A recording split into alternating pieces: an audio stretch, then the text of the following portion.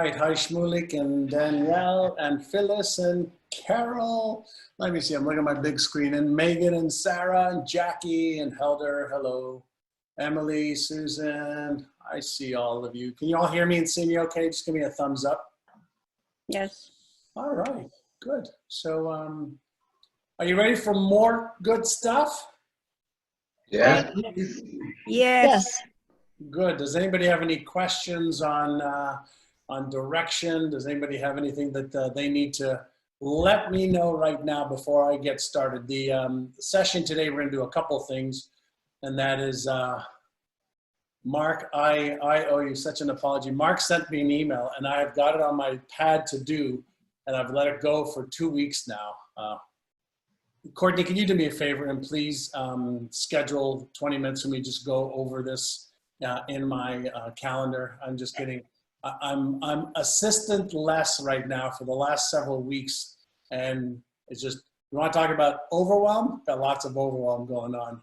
Can't keep track of it all. I'm sorry, Mark. All right. Okay.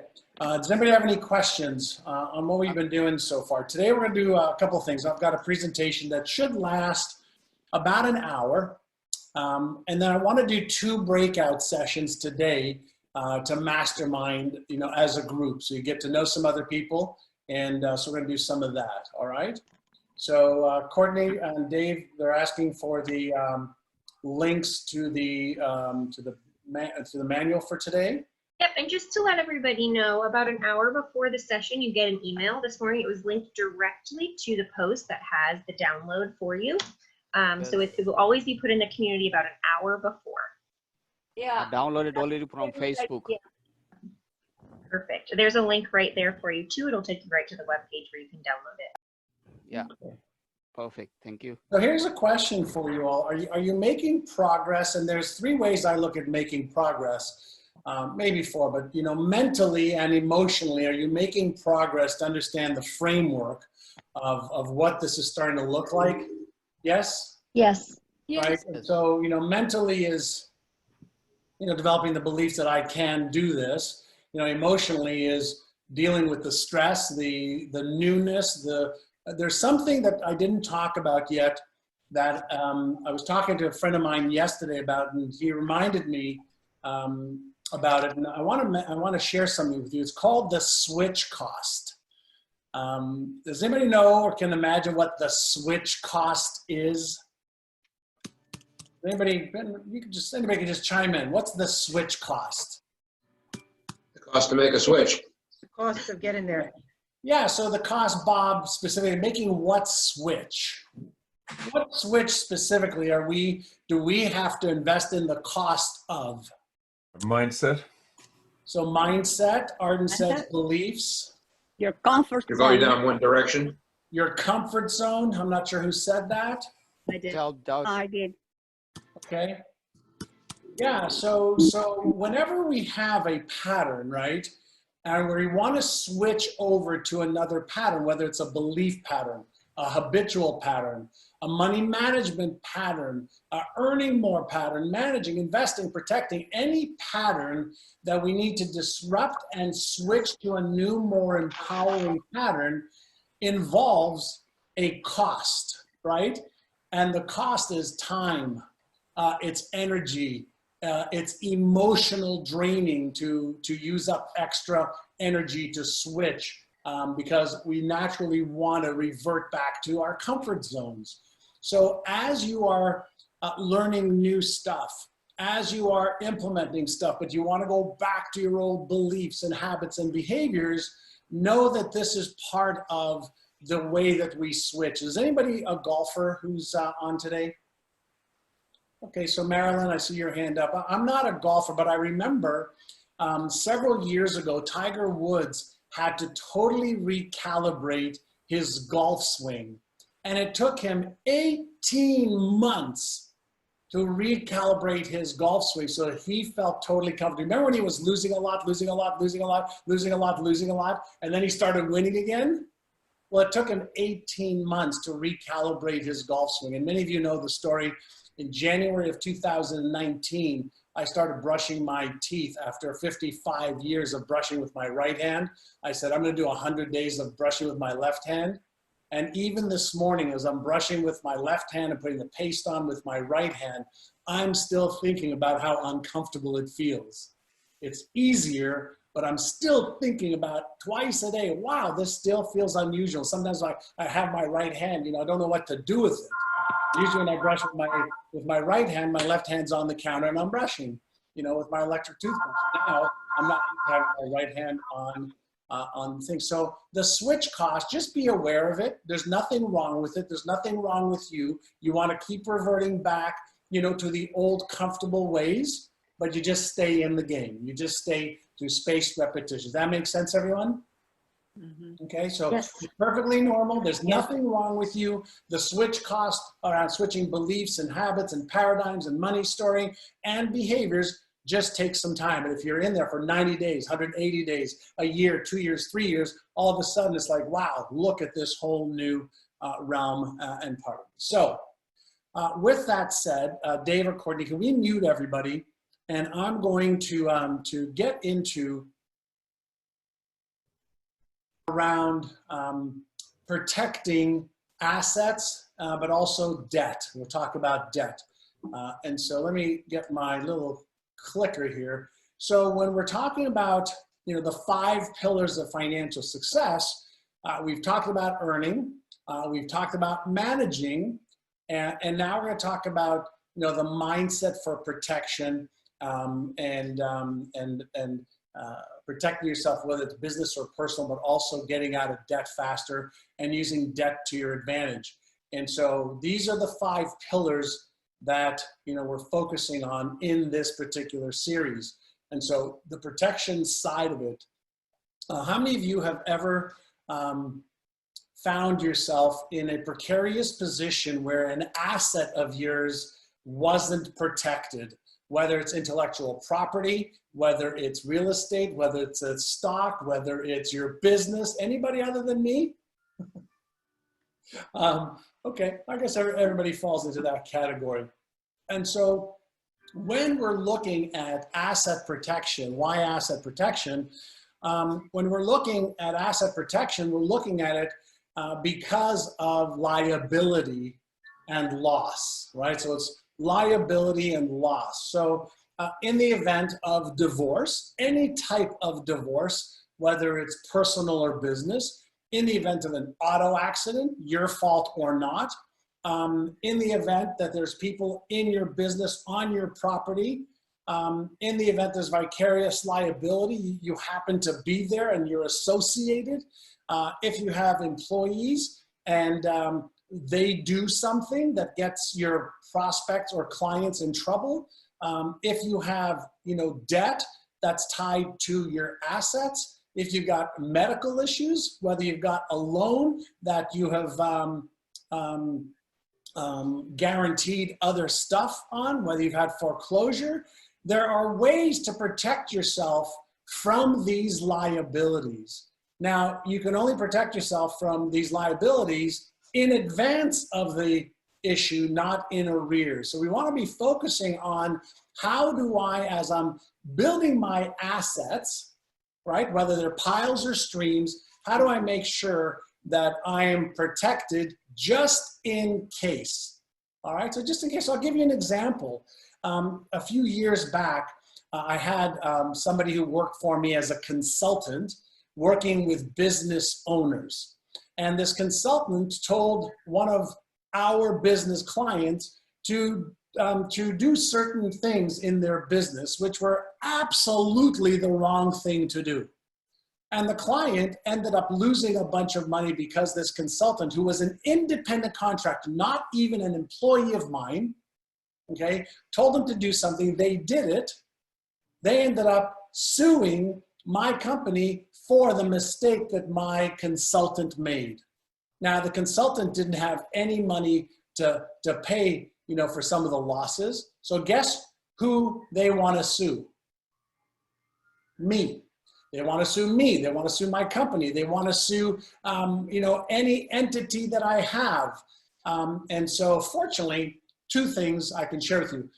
every one of my books, for example, has its own entity.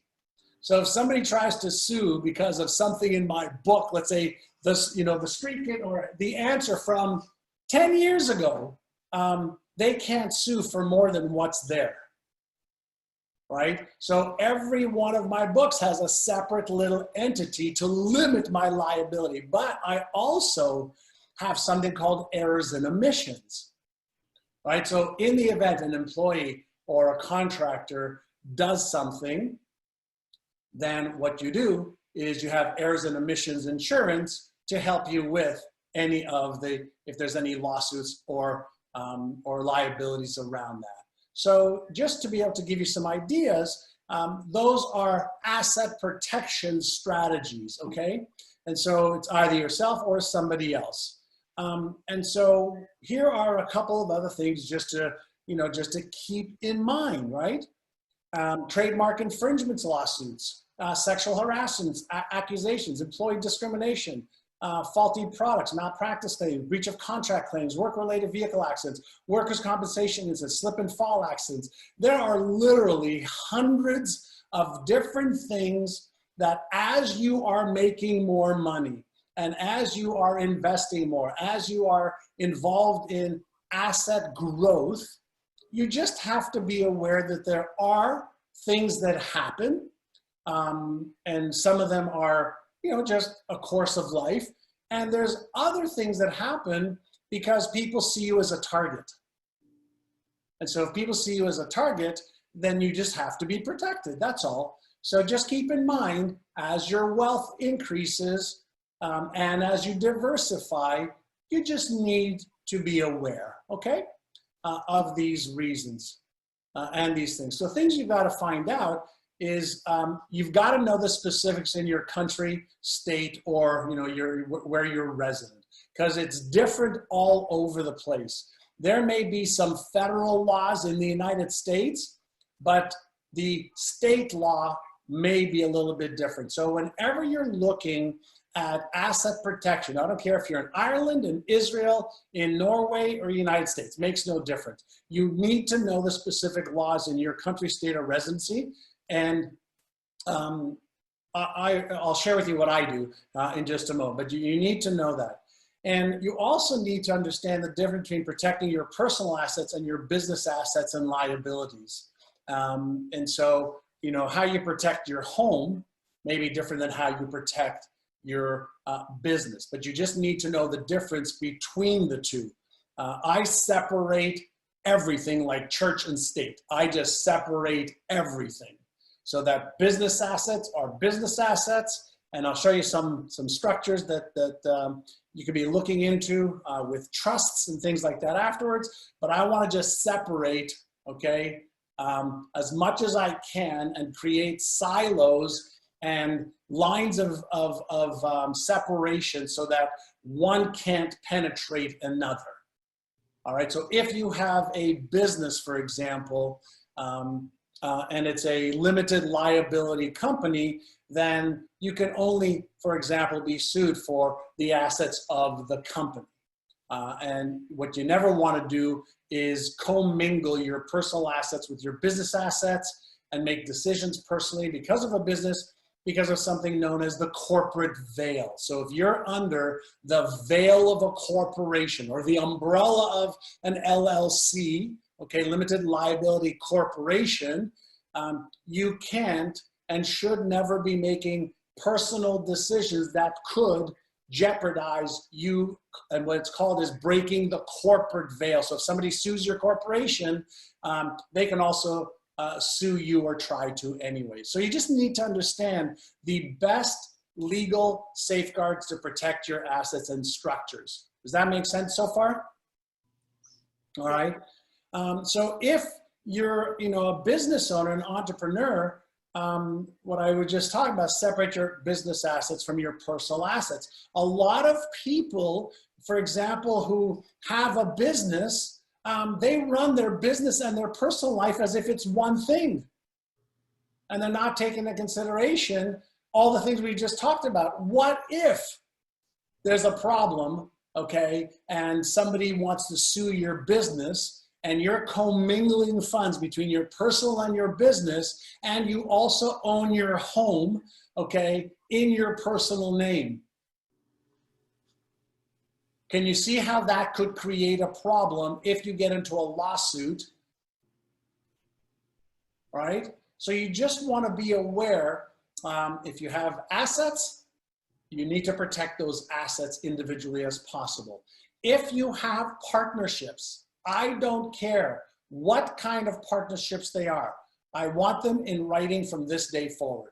I want to know the divorce procedures before you get married in business. I want to know the operating agreement, okay, of who's doing what. I want to know how people are getting paid. I want to know everything must be in writing, okay?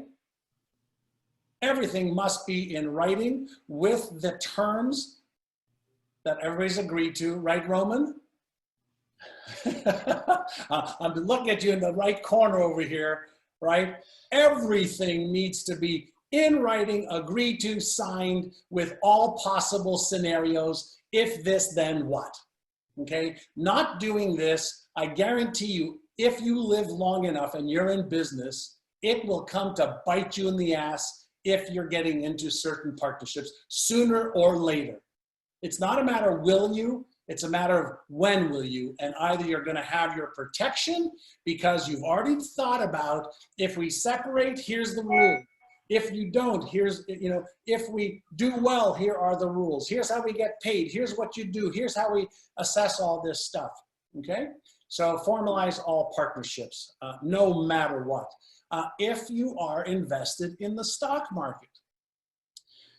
In 2008, September 2008, I took, with my team, a team of 6 of us who founded this company, we took a company public on NASDAQ. Everybody made a lot of money on paper.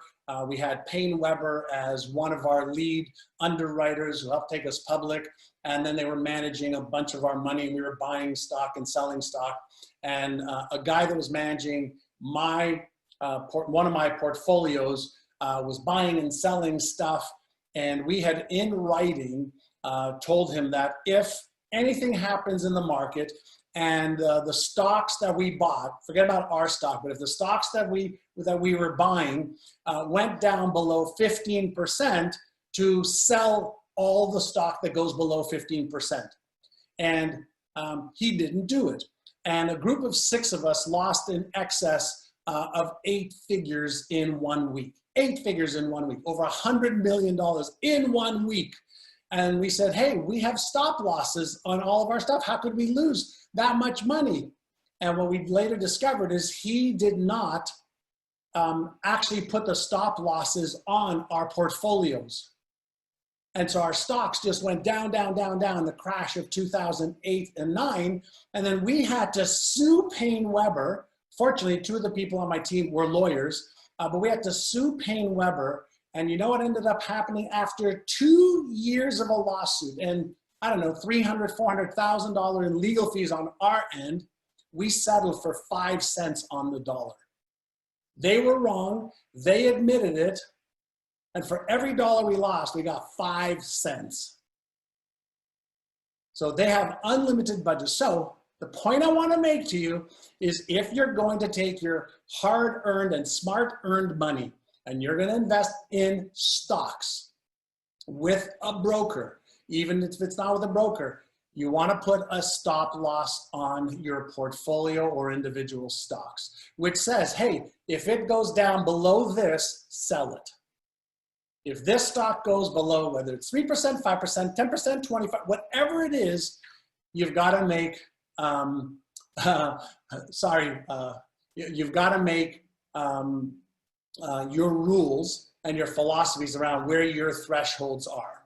All right, so whatever that is for you, make sure you've got stop losses on your stocks.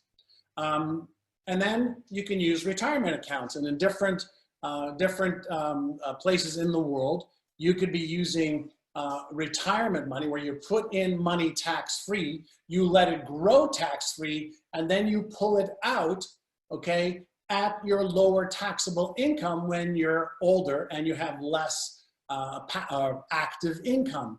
And in many places around the world, you can create a retirement account that either somebody manages for you, or you can have a self-directed retirement account where you can invest in different things. So you can take that retirement money and you can invest it and gain the appreciations, but only pay taxes when you start pulling the money out, right? So you just need to know you can protect some assets that way. And if you take retirement accounts, in some places you could put those retirement accounts in trusts that can't be touched, but you can still manage the trusts, right? And there's revocable and irrevocable trusts. Trusts you can change and trusts you can't. So you just want to know, okay, what are the best tools for you?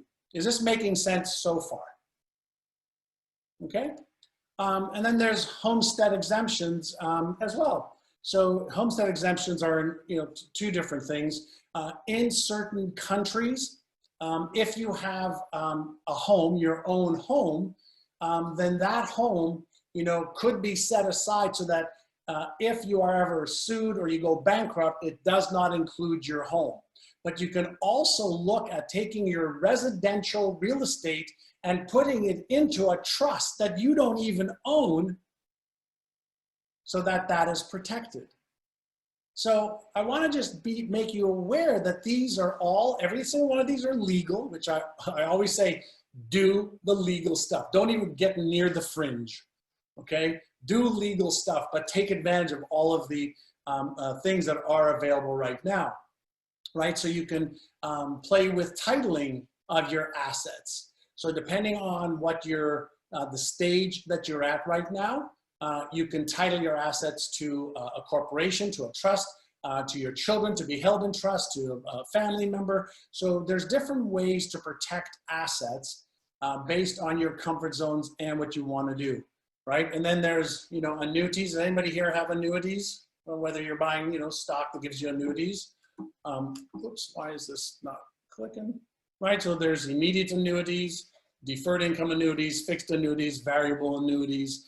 And I don't have time to get into all of these right now, but these are just ways that people protect their assets. And like I said, you have to take a look at what's available in your city. There are some people that use life insurance policies.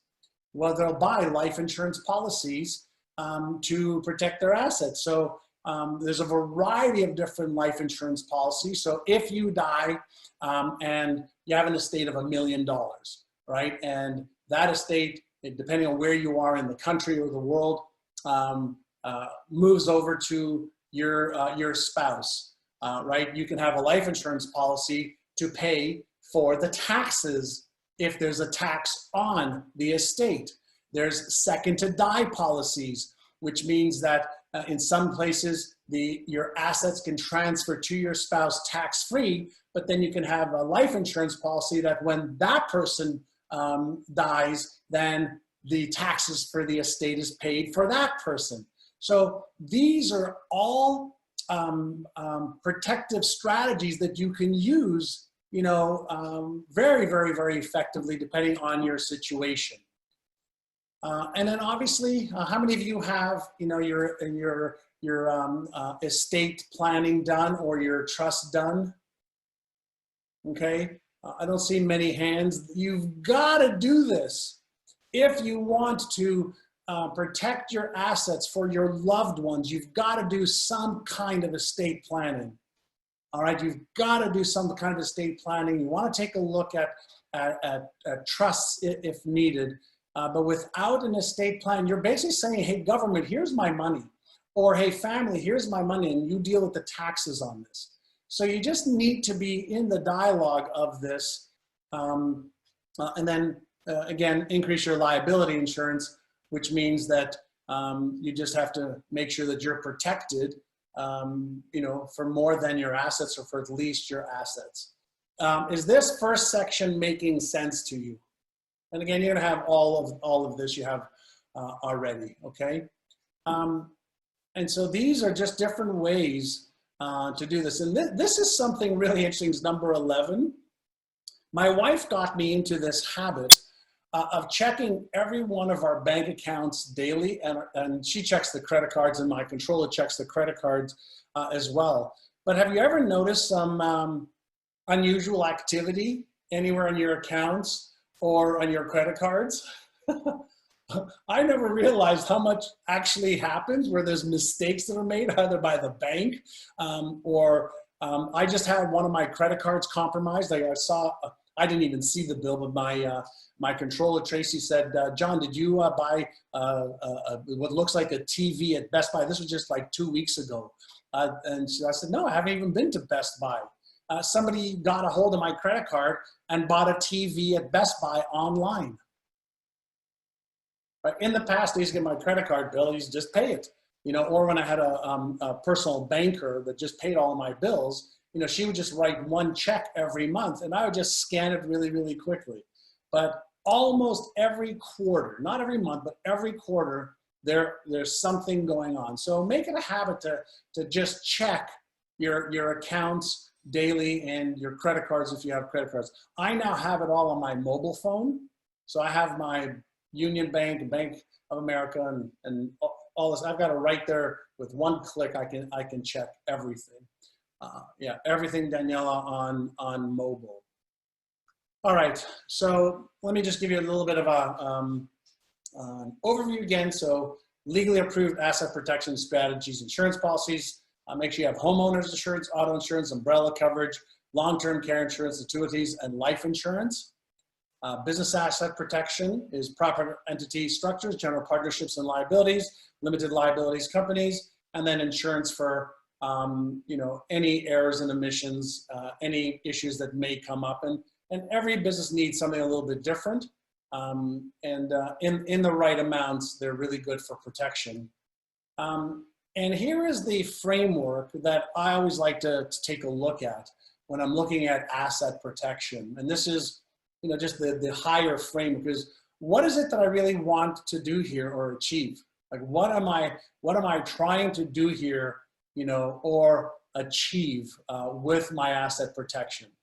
And then, do I have the specialized knowledge and skill to do it? What I could tell you is the answer is no, I don't have the specialized knowledge, and the laws change, and I certainly don't have the skill. I have the awareness.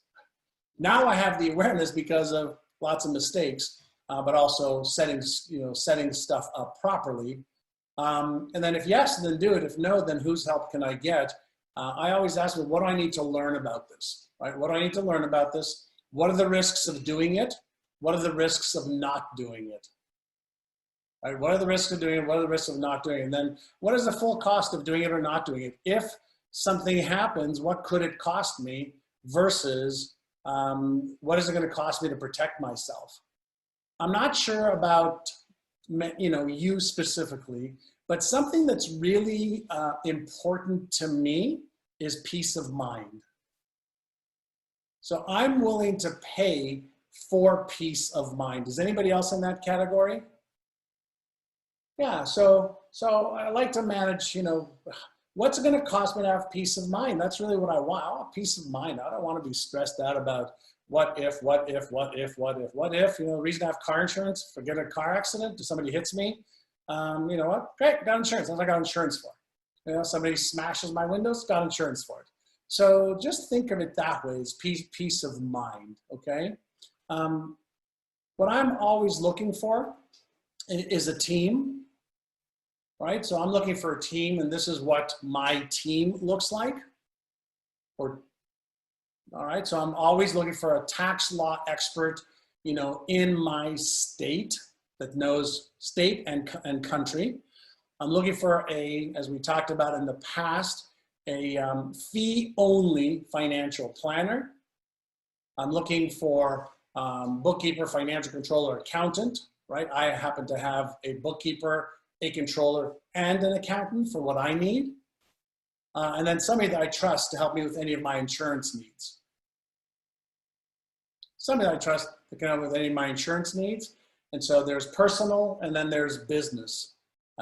We have a great business gal, Stephanie San Antonio. We've had 7-8 years, who's just a rock star of anything around business.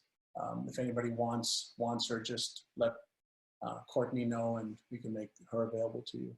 But this is what I'm looking at for asset protection. This is my world of thought, and I have every one of these things in place for years and years and years and years now, so that I can have peace of mind. All right. Stephanie San Antonio Arden, that's her name. She's business, she's business stuff, business related stuff, health insurance for our team, any types of insurances for our company. Okay. Okay, bye, Megan. All right, so before I get into debt now, let's open up the line just for some Q&A. Is this a good framework for you, and as little as possible to understand framework of what you need to be looking for to, for asset protection, personal or business?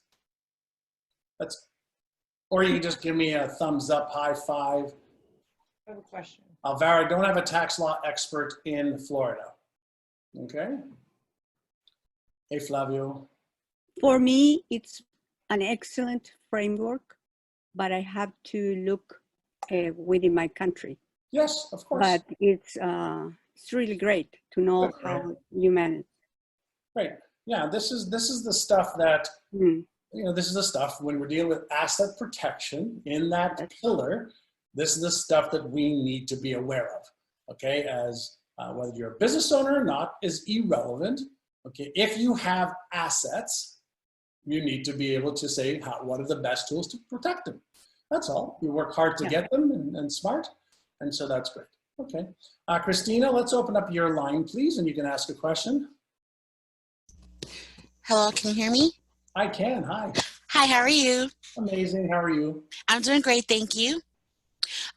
My question pertains to LLCs. I was once told that, I was thinking of having one big LLC and then having DBAs to the LLC. That's okay. And I was told that you would do that for businesses that have little chance of having liability issues, and that if you think a business has more liability, then it should have its own LLC.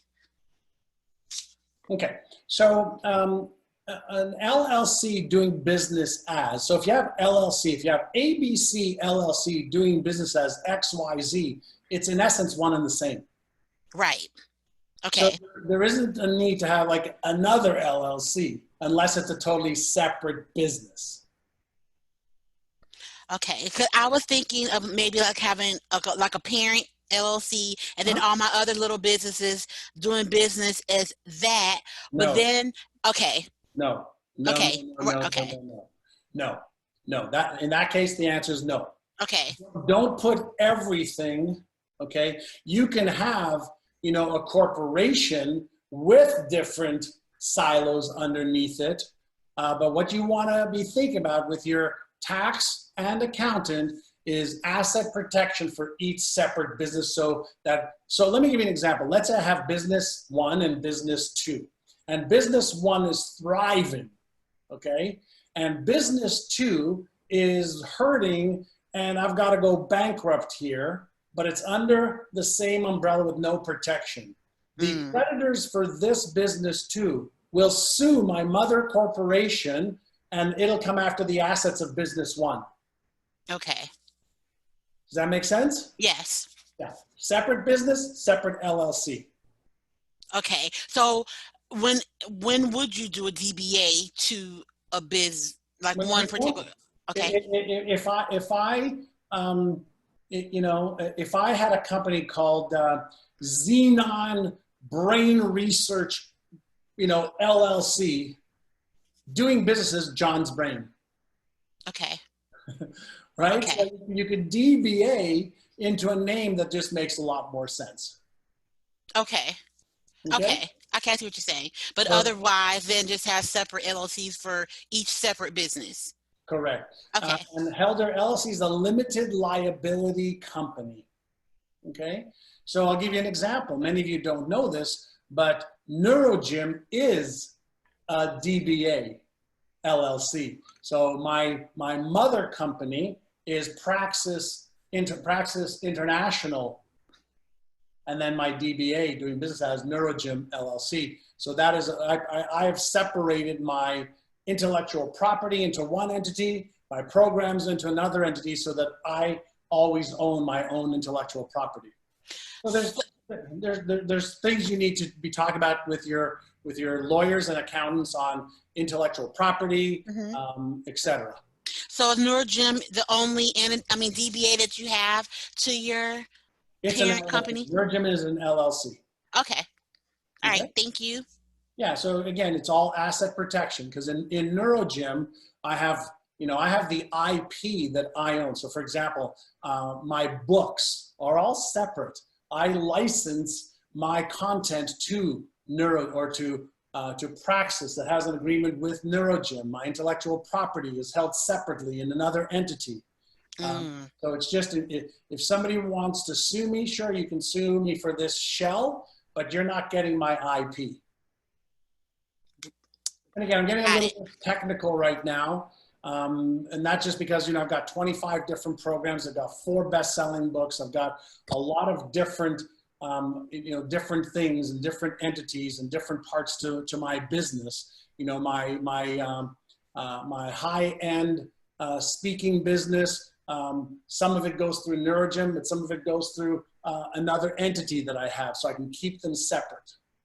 Okay, I got it. Thank you very much. You're welcome. And that's why I say what you've got to do is you have to really sit down with tax experts that can look at all of your stuff and say, and again, only if you need to, this needs to go here and here's why we're going to protect that. This needs to go here and here's why we're going to protect that. And here is, where you can have the least amount of liability. Go ahead and do your day-to-day stuff.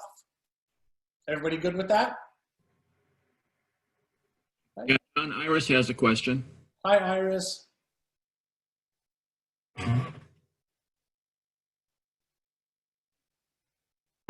Oh, sorry, I did it now. No question? Yeah, it's just that I'm going to hire a girl, a stylist, to go into the website and write the reports for clients, and she will be doing the wardrobe edits with them in Zoom, etc. And I might not be present on those instances. I don't know. I would need to. Do you think I need to do a specific insurance? What is she going to do? She's going to write the reports for the suggestions for the clients. No, if it's a report and suggestions, then I wouldn't be too concerned about that. You're limited. Your risk is very, very limited. Okay. Okay. Great. Yeah. And any protection that then she works for another stylist, that she would get names of my clients or something like that. So you want to definitely have an agreement with her, where she cannot, take your clients and non-disclosures, so that she can't go after your clients or disclose the way that you do business. Okay. So you just need a one-sheet agreement, basically stating that she will not steal your clients and offer them other things outside of what you offer. Okay, and I'm hiring somebody to help me with the wording, etc. Another stylist, and I would need to show her my process, my website process, etc. Do I need, before I email it to her, do I need to sign any protection? Or? I would. I wouldn't email her anything until I had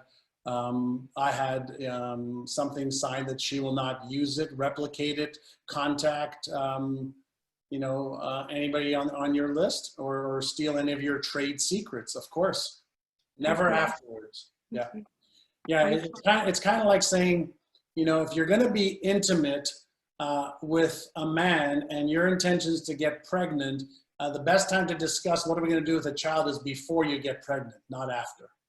Excellent. Yeah, I thought so. And she said, "Oh no, there's no need. Everybody's doing that." But yeah. Well, if you feel comfortable, great. No, I don't. Yeah. If you don't, trust your intuition. Thank you, John. Okay. Thank you. Most people don't take care of the details, I have found. They know about them, but they don't take care of the details. And details matter, especially as you're building assets and your wealth. Yes. Maravi Davis? Yes, Marivi. Maravi. Rhymes with marry me. Marry me, marry me. Yeah. So it doesn't make a difference where the LLC is set up. Some people are telling me to do it in Colorado, Utah. Where do you live? In Las Vegas. In Las Vegas. Well, Nevada is a really good place to set up LLC. So I'm not sure why Colorado or Utah, but I would ask, like, I have an entity in Las Vegas, but like I said, the laws change. Right. That's why you always have to be on top of what's happening right now. And there was a time where Alaska was really good. So I would, I would just check with a lawyer, an entity lawyer. Okay. Okay. Got it. Thank you. You're welcome. Who else has a question? I saw somebody's hand go up. Dave, can you see whose hands goes up? Yeah, LegalZoom is a great little spot, Maryland. They do LLCs. You just need to make sure you're setting it up in, you can also do, do a Google search. I live in blank. Where's the best place for me to set up, my own entity?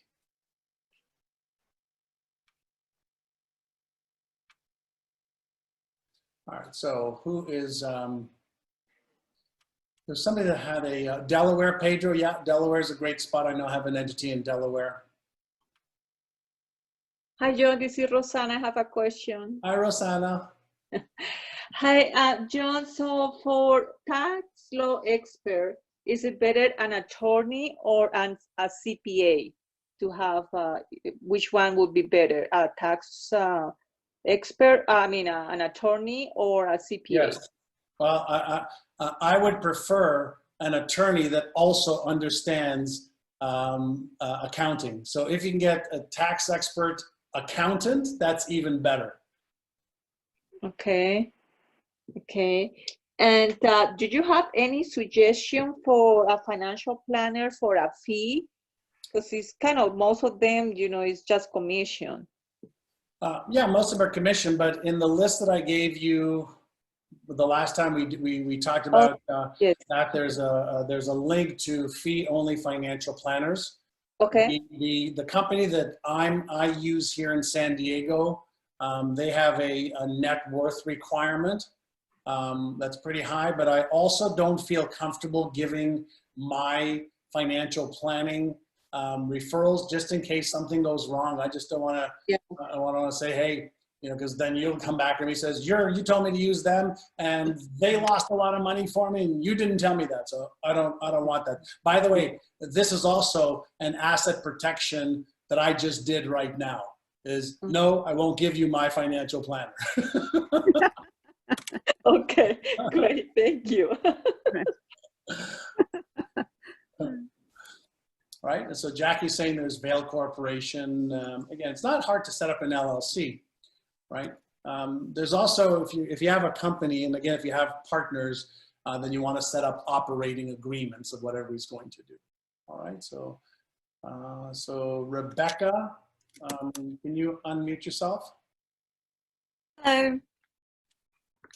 Hi, Rebecca. Can you hear me? Yeah. Can you hear me? I can. Hi. I had a question on mortgages. Yeah. So I'm in the UK, but I think it applies all over, which is about a half and half mortgage. So I don't know if that is a good thing to do if you wanted to try and clear your mortgage off as soon as possible, or whether you would just go interest only in this type of climate. Okay, so I don't know what a half and half mortgage is. So can you please explain to me? It's where you pay, like my understanding is you pay half repayment and half interest only. So you're paying the capital off and you're paying Okay. So usually the way mortgages run in the United States, I don't know about Israel or UK or anywhere else, but in the United States, let's say you take a mortgage, let's say it's a 5-year term, but 25 years amortization. So they take $100,000, they guarantee your rate for 5 years, but they amortize it as if it's going to take you 25 years to pay it. Does that make sense so far? Yeah. So the way they structure the mortgages in the United States is you're paying interest with just a little bit off of the principal amount. So they want to get their interest first. So if you have that type of a mortgage, one of the best ways to accelerate, okay, paying off your mortgage is if you can do this, instead of paying once a month, go to paying twice a month. Just by going to paying twice a month, you're going to change your mortgage duration from 25 years to about 15 years. You're going to save 10 years off of the mortgage interest payments. Just by paying twice a month. Why? Because if you take the first payment, okay, and then you tell them the second payment, I want it to go against the principal amount, okay? When you put money against your principal amount, you start to reduce, let's say 100,000 to 97.5, to 95,000, you know, to 92.5, etc. So what you want to be looking at is accelerated methods, okay, to be able to pay down mortgages faster, right? So that's in the United States. Now, whenever you can pay off more of the principal and it doesn't affect your lifestyle, I am all for it. I'm all for it. So I would not just be paying interest only if I can afford it. Okay. And if you can go to one payment a week, even better. Right? Some mortgage companies allow you to do that, some do not. So there's different rules for different mortgage companies. Right?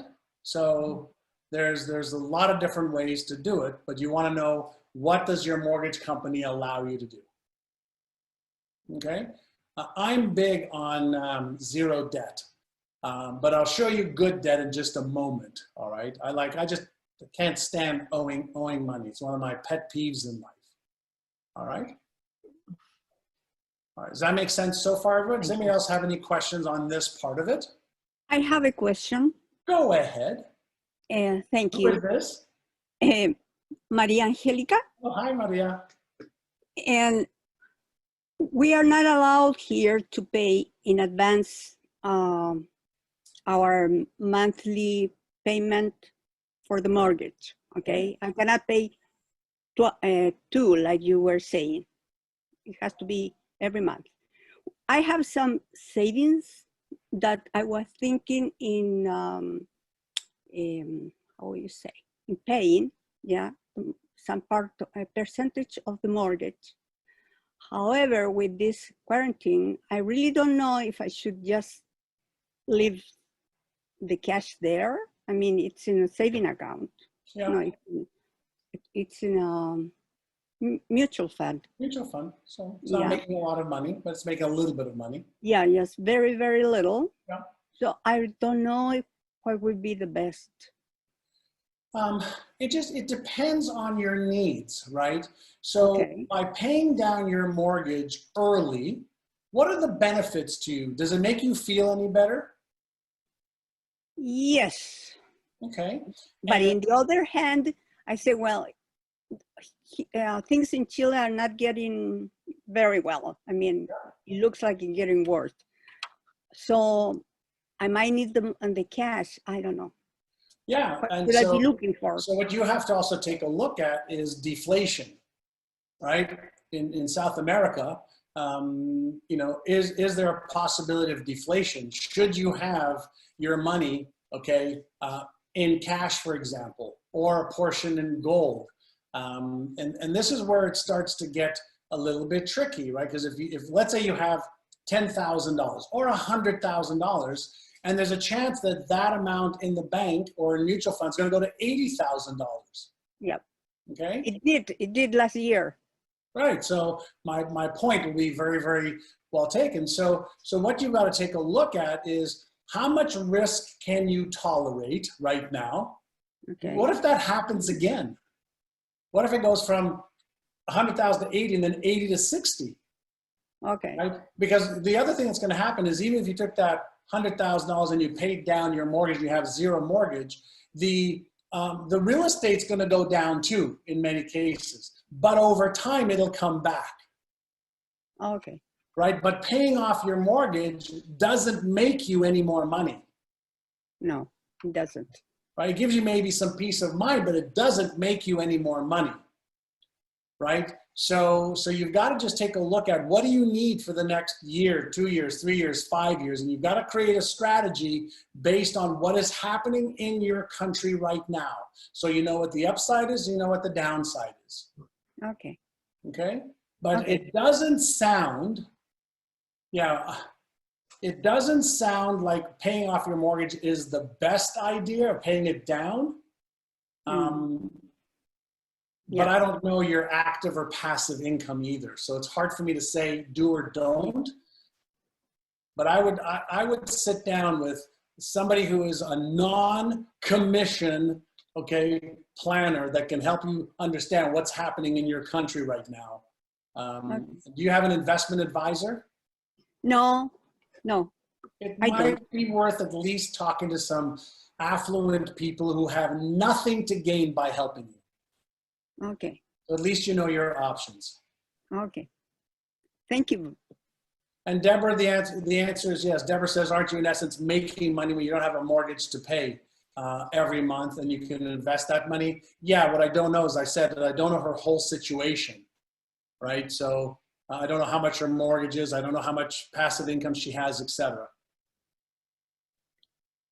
And so Joy, yes, when you're making an extra payment on your mortgage, you need to let the bank know that you want that to go against the principal. So yes, yes, and yes. Yeah. Okay.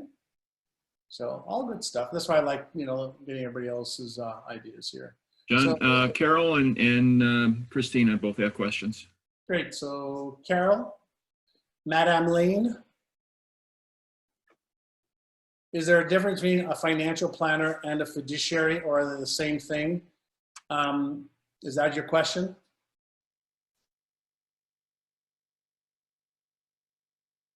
Carol, I know you're here because I saw you. Yes. I thought I was unmuted, but I wasn't. Yeah. Are they the same thing? Are they interchangeable terms, or is financial planner an umbrella under which a fiduciary would fall under? Can you explain that to me? Yeah, so it depends on the nature of the relationship. And it depends on the nature of the rules that you've given them, right? So most financial planners in the United States have fiduciary responsibilities, right? They have fiduciary responsibilities, and I believe that they vary, and that's why I like, certified financial planners, certified investment brokers and advisors, because there is a fiduciary responsibility. And usually those responsibilities are set early on, when you are saying, hey, help me and invest with me or for me. So you might say, hey, I give you authority to trade no more than this amount for these types of investments, low risk, blah, blah, blah. And if they don't do that, then they have not met the fiduciary responsibility to you, right? So that is usually set up early in the relationship based on your risk profiles. So what I hear you saying, if I'm understanding correctly, is that most financial planners are also fiduciaries, and you have to set that relationship with your intention for what you want to do early. My understanding about a fiduciary is that you're paying them a fee, and that they are then obligated to focus on your best financial, what's best for you financially, and like a financial advisor would be like somebody that sells financial products like life insurance or whatever it is. Do I have that right? But a financial planner, as opposed to an advisor, would also include that. There's a lot of companies, they're MLM companies, direct selling companies, you know, that they're selling you, you know, a life insurance policy, this policy, that policy. And although they want your best interest, they really want to make commission. Yeah, and a fiduciary is not commission, it's a fee-based service. Yes, but think of this, okay? So let's say you hired somebody that you believe has got fiduciary responsibilities. And let's say, you know, she invests in high risk stock because she thinks you're going to make the most amount of money. And you go, what the hell are you doing? She says, you told me you want to make a lot of money. I'm doing the best thing I can for you, but she's taking too much risk, right? So she could be doing her responsibility based on what her awareness is. So if you don't have it in writing between the two of you, she still has fiduciary responsibility. But I like to have it in writing so that So that you can spell out specifics. Yeah, I like specifics. Okay, yeah, me too. Thanks, that makes a lot more sense. Great. And Teresa King says, I'm a financial advisor and have fiduciary responsibilities. I have programs for fee-based or commission. So great. Awesome.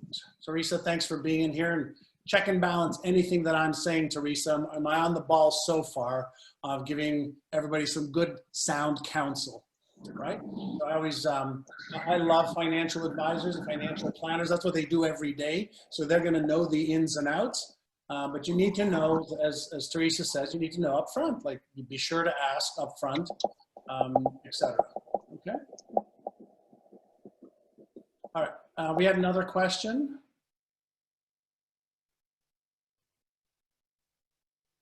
Dave, who was the second question from? Christina. Christina. Yes. Hi, Christina. Hello again. Right now I'm working on my process in my business. I'll be working with independent contractors, and my concern is making sure that the IRS wouldn't deem them an employee. Okay.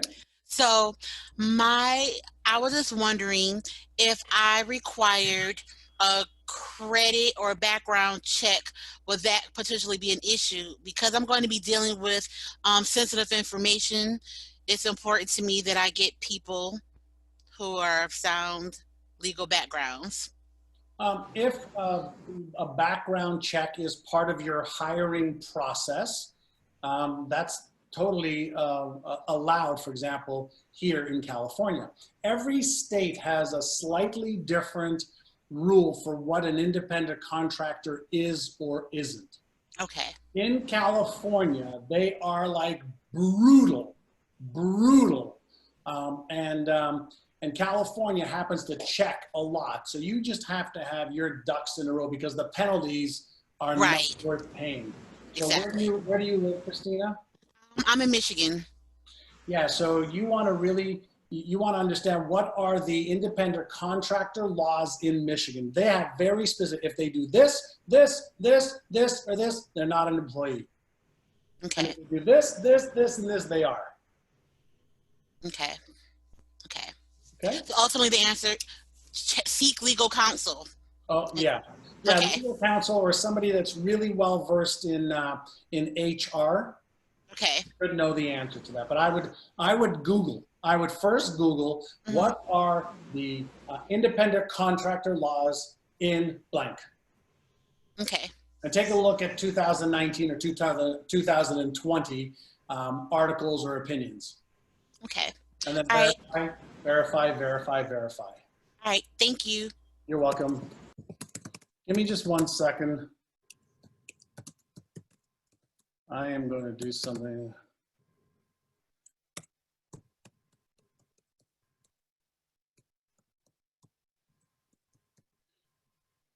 Okay. Let's just do that. How come that's not going through?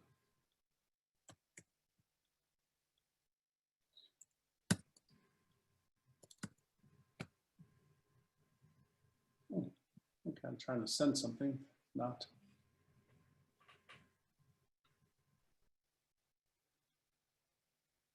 Okay, I was trying to send, oh, I see. I'm trying to send a message there. I cannot. Okay. Any more questions on this? think Rebecca may have one. Rebecca? Hi, I've been trying to look into properties, and there was a property where they've said that they need to get out of it quickly so that the price dropped. But then it turned out it's because the property has had subsidence and they've underpinned it. And the agents are going, oh, it's fine, it's fine. But would you, they're saying that that's putting a lot of buyers off. Should that put me off, or would I? What does subsidence something mean? You would run from when it's slipping. The foundations are weak. Which way is it facing? I don't know. Good. Whichever way it's facing, run the other way.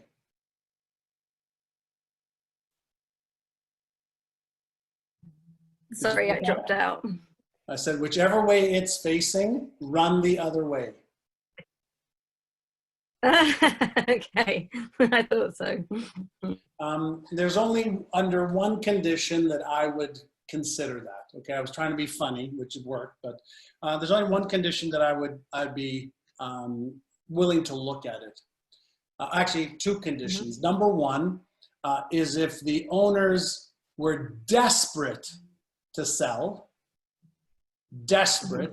and I could get a guarantee from an engineering company that they could fix it at a reasonable cost where it still left me room for profit. They said they fixed it already and it's not a problem. Well, are they willing to guarantee that it's not a problem? What do you look for, like when you go to a property? What things would you, in your experience, make sure you look at? Well, you want to make sure that the structure is sound, right? So the foundation and the structure is solid. You want to make sure, like, I would never, ever, ever buy a home, ever, under any conditions, without a professional inspection from top to bottom. Electrical, plumbing, wiring, everything. I would invest the $500 or $1,000 to have an expert spend half a day there to tell me everything that needs to be fixed, everything that's great, before I would make any type of deal. That's why every deal that I negotiate would be contingent upon a professional inspection. So if I really want to tie up the property, I'll tie up the property conditional upon a professional inspection. And let's say you buy a property for £100,000, and then you have a professional inspection, and they say there's this wrong and this wrong and this wrong and this wrong and this wrong and this wrong and this wrong, and then it's going to cost you $25,000 to fix it. I'll go back to the owner and say, I'll still buy the property, but I'm only going to buy it for $75,000. Or you have to fix all of this stuff before I go through with the deal. Gotcha. Right. Rule number one, always stay in control. Always be in control of the deal. Always be in control of the deal. Thank you, that's helpful. You're welcome. All right, everyone. So has this been a good first session? Thumbs up? Get some ideas? The chat has been disabled. The chat has been disabled. All right. Can somebody, Dave and or Courtney? Don't know how that happened, but there we go. It should be fixed. Hi. Okay. Let's see. Okay, Mark, are you still here? I just accidentally sent you a message, but it says you're not here. Okay. Awesome. It's working.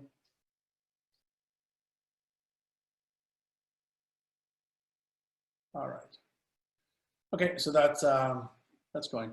So yeah, Arden, it's scary because it's unknown and unfamiliar, right? And so, you know, as you're entering the dialogue of things to be aware of, then you've got to make some more decisions. Okay, so we have another section to this, but before we do this, the next section won't take as long, but what I want to do is take a 5-minute one function break, and then we'll come back.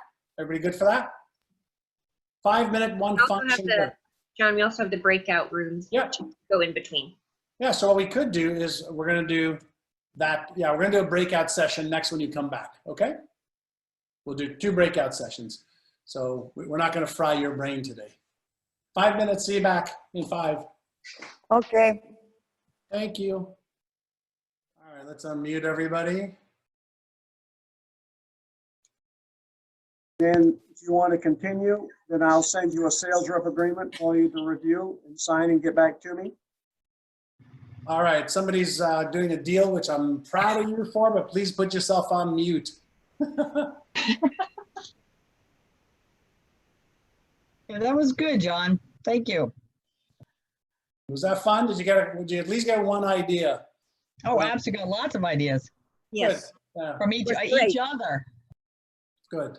Let me just get my chat back up and running here. Where did my chat go? Who was it? Let me see, 604. All right, yeah, and if you're talking in the background, just let me get my chat up here. There we go. Okay. So in the chat, let me know, did everybody get at least one good idea? Did you get one good idea at least? No. Excellent, good. Yeah, that's the masterminding principle is a really, really good little principle just to percolate our minds and our brains. Awesome. We'll be doing more of those over the next few weeks, so we can have a little bit of fun and take advantage of all the intelligence in the group. So can you all still see my screen? Yes? Yes. All right, so if I do that, getting out of debt, does this help? Can you see it? Yes. Does anybody else? Okay, so everybody can see it. I don't see your screen, John. Just see Oh, the. The only thing I see is I don't you see and it either. everybody else. Yeah, exactly. But no Me too. screen. Okay, No so you see screen. everybody else. So let me just, whoops, let me see. All right, let me find my, I'm glad I asked. Let me just see, share screen. All right. You got noise in your background, if you don't mind. Just, No. We got it now. got it now? Got it, yeah. Okay. Should the cameras be off? What? Is it best if the camera is off? If your camera's off, what you can do is on your camera. Oh, no, I'm just wondering if it should be off. I know sometimes you want it off because it's better to, yeah. No, if you want to just see, me and my screen, then then just on your top right, you can click the participants. So why I can't see any of you now. So that's really weird. So now I can't see anybody. There you go. Now you just came back. Okay. So as long as you can all see me and hear me. Okay, so you can see my screen and you can see your chat room if you need it. We're not going to need to chat. So getting out of debt. How many of you have heard the difference or had discussion around good debt versus bad debt? Right, there's good debt, there's bad debt, but let's talk about getting out of debt. There's two things that or there's a few things that help quite a bit. Is first and foremost, getting your head out of the sand, all right, and really understanding how much debt do you have? Somebody, okay, we need to. Dave, can you do that?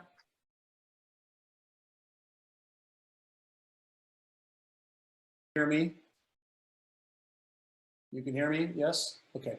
So everything starts with awareness, right? So everything starts, hold on, with awareness. And the easiest thing to do is either take out a sheet of paper, take out your computer, get a Word document, do whatever is easy for you, and get your debt on a piece of paper somewhere, on a sheet somewhere so that you can see it. All of your debt. You want to know what it is. you want to know what your interest rates are. Okay? Now, some people consider, mortgages good debt. Some people don't consider good debt, but I'll explain the meaning to the madness here in just a moment. But the first part is, how much do you owe? Short-term, long-term, a high interest rate, low interest rates. And my first question for all of you is, do you know what all your debt is and how much your interest is that you are paying on everything that you have out there? And this is not to make you feel bad, it's to make you aware. You cannot change what you're not aware of, and you cannot get better at what you're not managing. Okay? Great, so we got working on it. Way to go, Sandy. And listen, if the answer is no, that's okay, it makes no difference, right? The key is, do you know what it is? And so that's the first part. So for those of you that don't yet have a debt spreadsheet or a sheet of paper or something where you can look at it, the managing your mindset around it is going to be really, really important when we're getting out of debt. So I'm going to talk about getting out of debt first, right? So there are two different methodologies, and I'm going to explain to you what they are, but also I'll explain to you the psychology behind them, because not every strategy works for each person. So the avalanche method, has anybody heard of the avalanche method or the snowball method before? Right? So the avalanche method is you list out all of your debt based on interest rate. Right? Regardless of the amount, it's based on interest rate. Right? So the avalanche method is basically you take the highest interest rate, regardless of the amount, and you pay off the highest interest rate to the lowest interest rate first. Now, for some people, paying off this, big interest rate amount and seeing them chop that down, that's very, very motivating for them. For other people, it's like, oh my God, I don't want to deal with this. So which camp do you fit into? It motivates you to pay off the high interest rate first, or it's like, oh my God, I don't want to see it. It doesn't matter. I'm going to show you something in just a moment that you're going to realize, oh wow, I didn't know that. It's all about math, right? And so what this actually causes you to do is what we've been talking about, for many weeks now, is process, process, process, process, and plan, right? Process and plan. If you got a process and a plan, you can manage it. If you don't have a process and a plan, it'll manage you. So once you have your chosen strategy, avalanche method, you just start to knock off the highest interest rate first. And listen, if you're paying 20% interest, compounded interest, if you owe $1,000 this month, okay, and you just pay the minimum balance, but you've accumulated, let's say 20% interest, you owe $1,200, okay, in 30 days. If you let that go, then now you owe 20% on $1,200. So you're compounding, okay, interest, as Pri says, every 3.6 cycles. Your amount, your principal amount doubles at 20%. So if you don't pay off your high interest loans, every 3 months it's doubling. The amount that you owe is doubling. It's freaking crazy, right? Now, if you're saving money at 20% compounded interest, okay, guess what? Now it's working for you. But you want to be able, okay, to pay off, in this particular case, your high interest rate first. And I know there's people that are out there that are paying 10, 15, 18, 20%, 22% on their credit cards. So, avalanche method. Any questions on avalanche method? It's pretty straightforward. I'm going to teach you the two different methods, and then you can make a decision, okay? So the snowball method is you focus on paying off the one with the lowest balance first, regardless of the interest rate. Lowest balance. So now you have your list of all of your debt. There's a $50 one, a $125 one, a $500 one. And what you do is you pay the lowest balance first. Now, who is this good for? So the avalanche method is for patient people. The snowball method is for impatient people that can't manage their emotions, right? So when you take the lowest balance and you pay it off, guess what happens? You're getting a dopamine release in your brain. Boom, you've done, you've won, you've succeeded. You can do this here also, but optically it's a little bit different, isn't it? If you owe $1,000 and you pay off $50, then another $100, another $200, it might take you X amount of time to pay it all off before you get that real big, rush. So avalanche method is going to be for the patient people, and the snowball method tends to work well for people who are a little bit more impatient. So if you have, credit card balance of 800, school balance 2,000, credit at your local store, or credit card, cable was 800, or credit, it doesn't make a difference what the interest rate is, but you just keep banging out money, okay, against the one with the lowest balance. Now, are you winning either way, avalanche or snowball? Are you winning either way?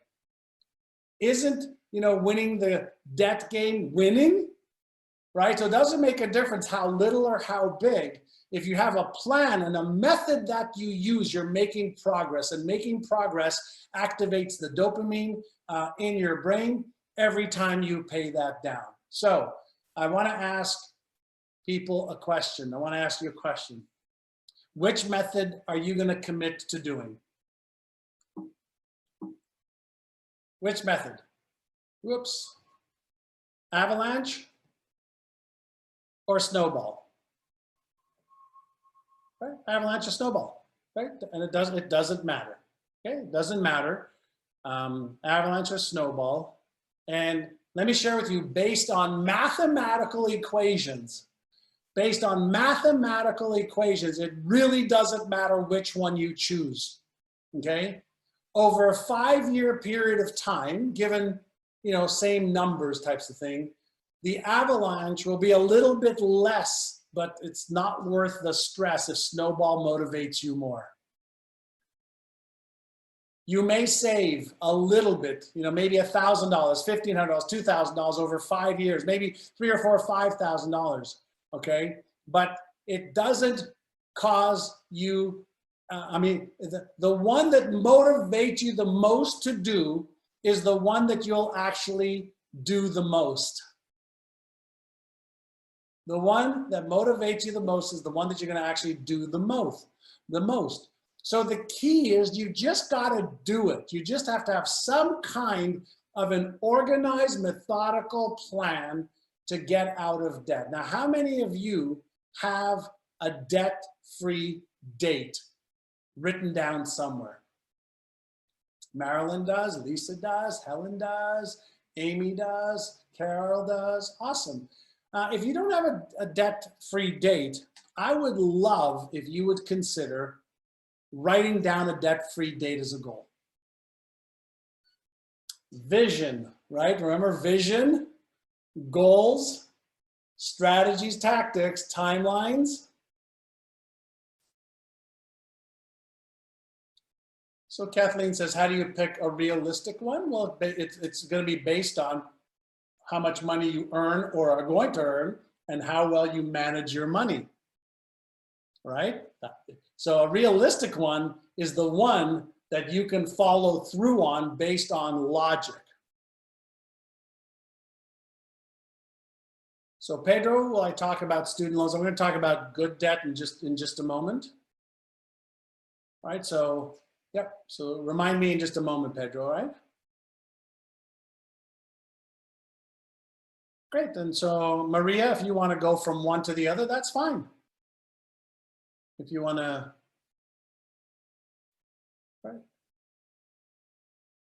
Robin, yeah, you and Ray are creating debt, but you're creating debt investment, which we're going to talk about in just a moment.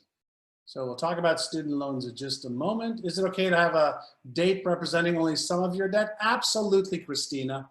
Anytime you give yourself a goal with the behaviors to achieve that goal and you make progress, you're winning, winning, winning, winning, winning. What most people don't feel often enough is that they're winning the game. Right? Because they don't have a methodology by which to win the game. So you set up the rules to win, right? So Chantal used the snowball method and also consolidated into one loan. Yeah. Anna, in 6 years, you'll be totally free from debt. Awesome. Awesome, awesome, awesome. Rosanna, no goal. And Pre, you're about to plunge into good debt. Awesome. Okay. So the other thing that I have found is very, very, very beneficial is just to create automation, right? Is just create some automation, right? So you can create some automation, right? As we talked about in, I believe, the last session around money going into, investments. You can just, create automation to pay off whatever it is that you need to pay off, okay? So we talked about, money going into your 401k, your retirement. The rest is deposited into your checking account. From the checking account, stuff can go into a savings account. From the savings account, you can go into a retirement account. You can automatically pay off, house or bills or credit cards as much as you want. 90% of my life is automated with oversight. Maybe it's 98%, right? So automate and oversight. Just create processes to do this. And as I mentioned before, I'm not like a tech whiz, but you can easily set these up to make it happen automatically. So it's out of sight, out of mind. Out of sight, out of. How many of you have your bill paying automated? Just curious. 1, 2, 3, 4, 5, 6, 7, 8, 9, 10. Yeah. So just consider just automating as much as possible to make it easy for you. So once you pick your avalanche, or your snowball, automate it. Just automate it so it's done. Right? It's done. It's a process. It's done, and you could just celebrate every single month. So let's now talk for just a moment. Does anybody have any questions on debt and getting out of debt before I go into using debt the right way? If you do, raise your hand or just let me know that you have. Christina, let's open up your mic. Yes, John. If I recall, I read somewhere that now with your 401k, they're forgiving, like, I believe, withdrawal penalties, maybe, if I'm recalling correctly. You are correct. And I think it's this year. Right. And if you want to pull out money from your 401k, I believe it's this year only. Right. Then there isn't a breaking the 401k penalty that there is normally, which I think it's 10% of the amount in the United States. Right. So unless you're over like 57.5 or something like that. But in any event, do you think it will be wise to tap into some of that to pay off some of your higher interest debt? That depends on how much money it's making over here, and it depends how disciplined you are not to get back that debt.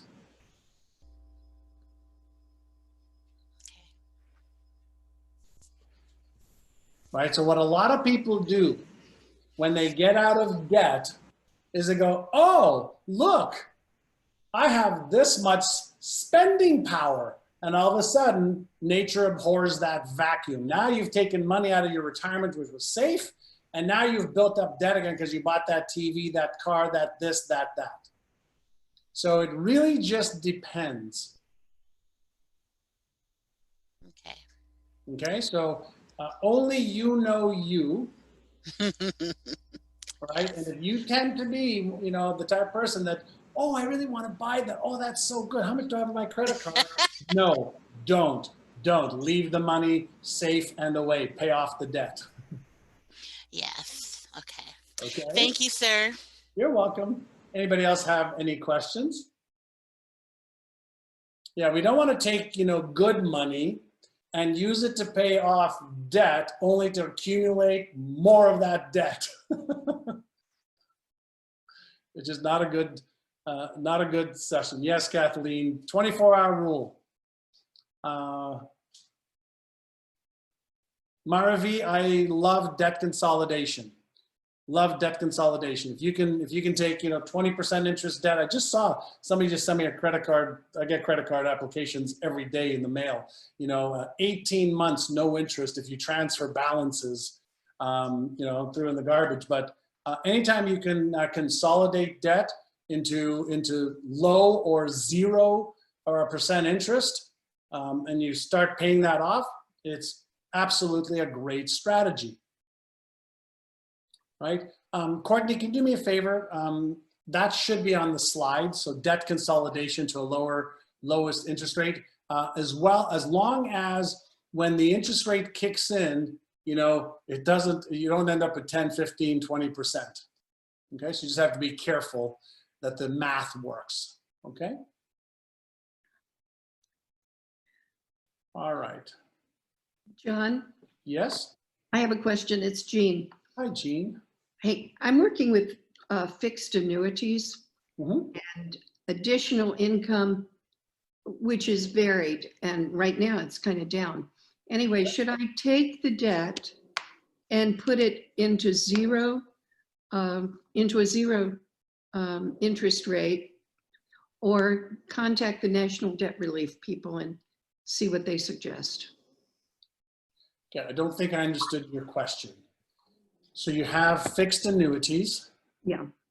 Okay, and is that's your income that you're living off of? That's the primary income. Okay. And then you have some debt. Yes. Right, and so what you're thinking of doing, so the question, should I transfer that debt into a 0 amount interest, or should I look for other kind of debt relief? Right. The answer is yes, look at both. Look at both. Well, look at both. Look, you know, look at both. You know, most of the debt relief options, right, is claim personal bankruptcy. Oh, I don't want to do that. Right, is one option.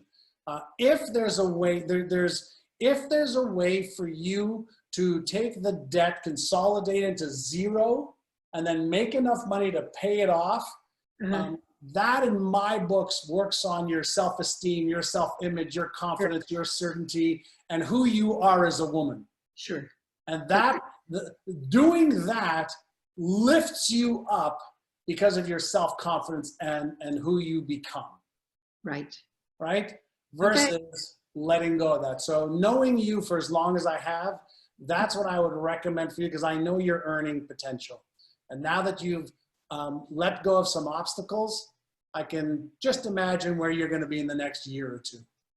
Great. Keep imagining. Keep imagining, focusing on how you can, right? A lot of times we're looking at the circumstances and we allow the circumstances to control our thinking. And I want you to look at the circumstances and then focus on the solution, on how you can get out of debt faster. Great. Thank you. Hey, John. Yeah. This is Kathleen. I just have a quick question. Sure. I'm trying to, we have our oldest is 22, our youngest is almost 18. And I'm trying to get them to not make the same mistakes we've made with credit card debt, which we're still trying to dig ourselves out of. So thank you very much for the suggestion. Big snowball person here. What would you recommend? Because we're trying to figure out how to help them, again, not make the same mistakes. How many credit cards do you think personal credit cards should people carry? Like 2 in case one doesn't work? I mean, I'm just trying to, from the standpoint of building debt. Not building debt, building credit. Now you know where I am. Yeah. But building a credit, but again, if one doesn't work, because a lot of people do online stuff now, just kind of have a backup. Is 2 a good number? Yeah, and the answer is enough so that you feel safe, but not enough if you don't have self-discipline that gets you into trouble. Right. Right. So Right. my sons are a perfect example. I have one son who only uses a debit card. Right. And then I That's have what my 22-year-old does. He only my uses, he just 23-year-old. graduated from college. Yeah, that's my 23-year-old. He says, Dad, you taught me not to have debt. If I can't afford it, I don't want to buy it.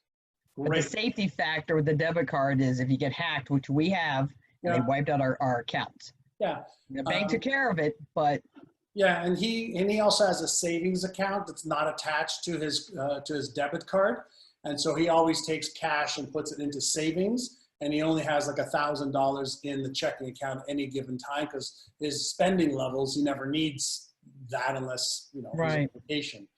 With my other son, he Yeah, has a that's good. debit That's what we card, do. 2 credit cards, but then he also has some store cards.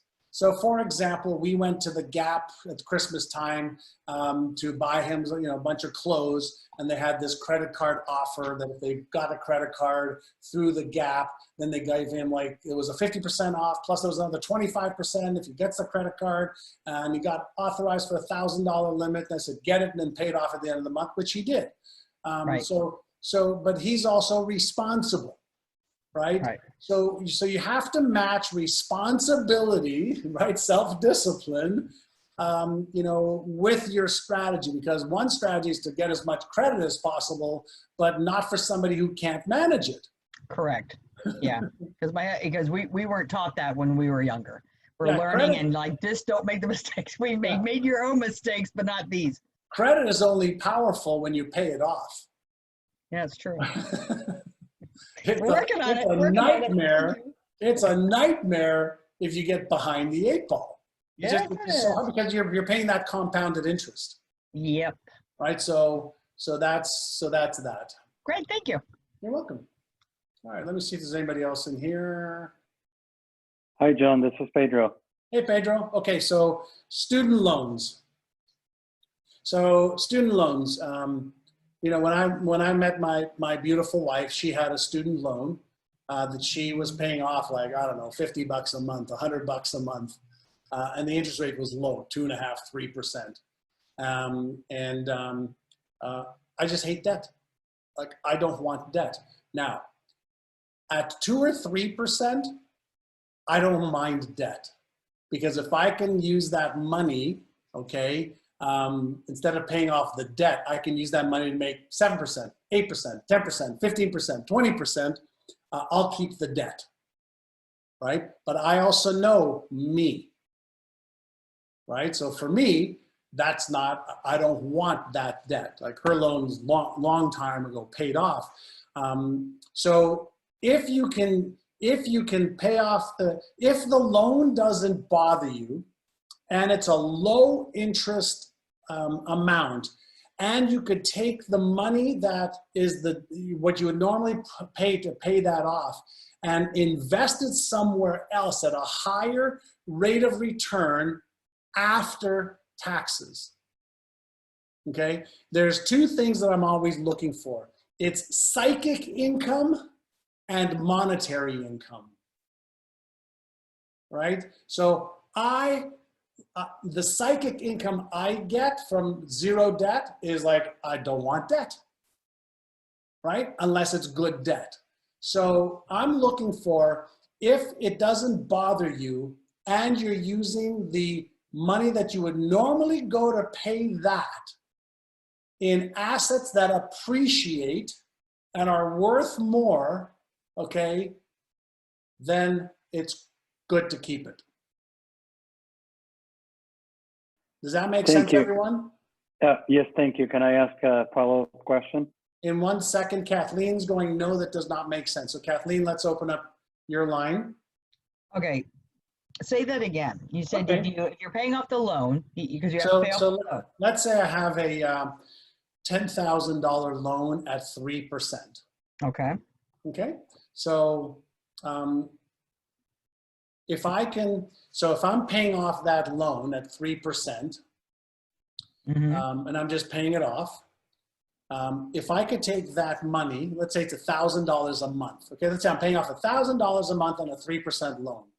If I could take that $1,000 a month and invest it and make 15% on my money, I'm making 12% more than I'm paying for that 3% loan, right? Right. So I would prefer to take that $1,000 to make that 12% spread. Are you still paying off the student loan though? Well, Are you rolling? you are keeping it, yes. But I'm not paying off the whole amount. I'm paying off the student loan at 3%. Okay. Okay. So I'm you're not paying it above off, and beyond. I'm not paying it off faster. Got it. Got it. Yeah. Okay, cool. That Got now it. I understand where the discrepancy. Right. Yeah, I'm not paying off that loan faster. I'm not doing an accelerated, avalanche there. Gotcha. Cool. Right. Thank you. So whenever, let's take a look at using debt the right way. The problem becomes when you start to pay, 8, 9, 10, 12, 15, 20% interest rate on money, okay? As we saw before, 20%, that $1,000 is $2,000 in 3.5 months. Versus, something at 3%, okay, it's gonna be a long time, 3 years before it's doubling. Does that make sense, everyone? It's all math, all math, all math. So using debt as leverage, when risk is low, the upside is either guaranteed or well protected. So when should you take on debt? So let's talk about, investing in yourself, in personal development, investing in getting a degree, investing in getting a certificate, investing in something that then you can parlay into making more money sometime in the future. If you use it, is that an investment or a cost? It's an investment if you use it. Okay, let's use this program as an example. Okay, you all invested your time, which is the most expensive asset you have, but you've all invested, to be in this program, right? If you use it, do you think this can make you 3 times, 5 times, 10 times, 20 times, 50 times more if you apply what you've learned just so far? Yes. Right, so is that an investment or is that a cost? Investment. Right, so if you have an opportunity to invest in real estate the right way. Let's say there's a $100,000 property. I'm just going to use round numbers. Let's say it's a $100,000 property, and let's say you can put $25,000 on a property, and let's say you can get the mortgage paid for by a tenant, and let's say that property has gone up from $100,000, okay, to $115,000, okay, in 1 year. It's gone up 15%. Well, let's just say 10%. Let's keep it simple. Let's say the property's gone from $100,000 to $110,000, okay? How much have you actually made? All right, so let me put this down. $25,000 in, property goes up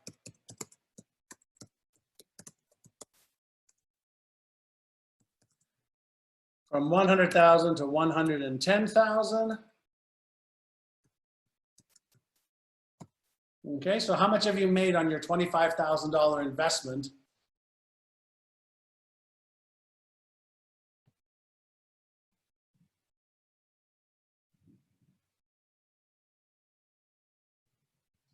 So Mark says 2,500. Alvaro says 40%. All right, so Mark, in your case, you're calculating at 1%. Chantal's saying 10%. Yasmin's $10,000, right? So calculate it this way, okay? So it's 40%. Why? You've taken $25,000, you've used it as leverage to buy a $100,000 property. When that $100,000 property goes up by $10,000, you've just made $10,000 on your $25,000 investment. That's a 40% return on the $25,000. Can you all see that? So how many $25,000 should you invest with a 40% return on investment? As many as you can get. That's called the leveraged model, right? As many as you can get. Okay, so if you take the same scenario, stocks, you buy a stock, you put $25,000 in a stock, or you put $10,000 in a stock, and it goes up. You know, you put $10,000, and at the end, okay, at the end of a year, that stock is worth $12,000. How much have you made? If you put in $10,000 and that stock is worth $12,000 at the end of the year, how much have you made? 20%, right? If that happens 3 years in a row, you've taken your $1,000 or $10,000 and you have doubled it. If you leave the money in. All right, so let's say you have a business, all right, and you take some of your money that's in the savings account at 0 or 1 or 2% if you're lucky, right? 3.6 years, that's right, Dave, sorry. So let's say you have a business and you can invest, you know, $10,000 in marketing to get leads, and you know how to convert those leads into paying customers. And for every $10,000 you invest to get leads, you can make $20,000 back. How many $10,000s of dollars do you think you should be investing in marketing and sales to grow your business? Almost as many as you can, as long as your cost, okay, is offset by that. Right? So if you're spending 10 and making 20, but it's costing you 25,000 to deliver the products or services, then it's not a good investment. You need to change your business model. But I want you to think of the other piece to this as a business owner. Let's say you can develop, let's say you have a business that does $100,000 a year. How much is that business worth if that $100,000 a year is pretty consistent? So if you're a dry cleaner, if you're a coach, if you're a consultant, if you're an interior designer, whatever business you have, it doesn't matter, a dentist, a doctor, a lawyer, whatever. Let's say your business makes $100,000, let's say in profit a year, okay? If you wanted to sell that business, how much is the business worth if it's generating $100,000 a year in profit? Approximately. Does anybody know?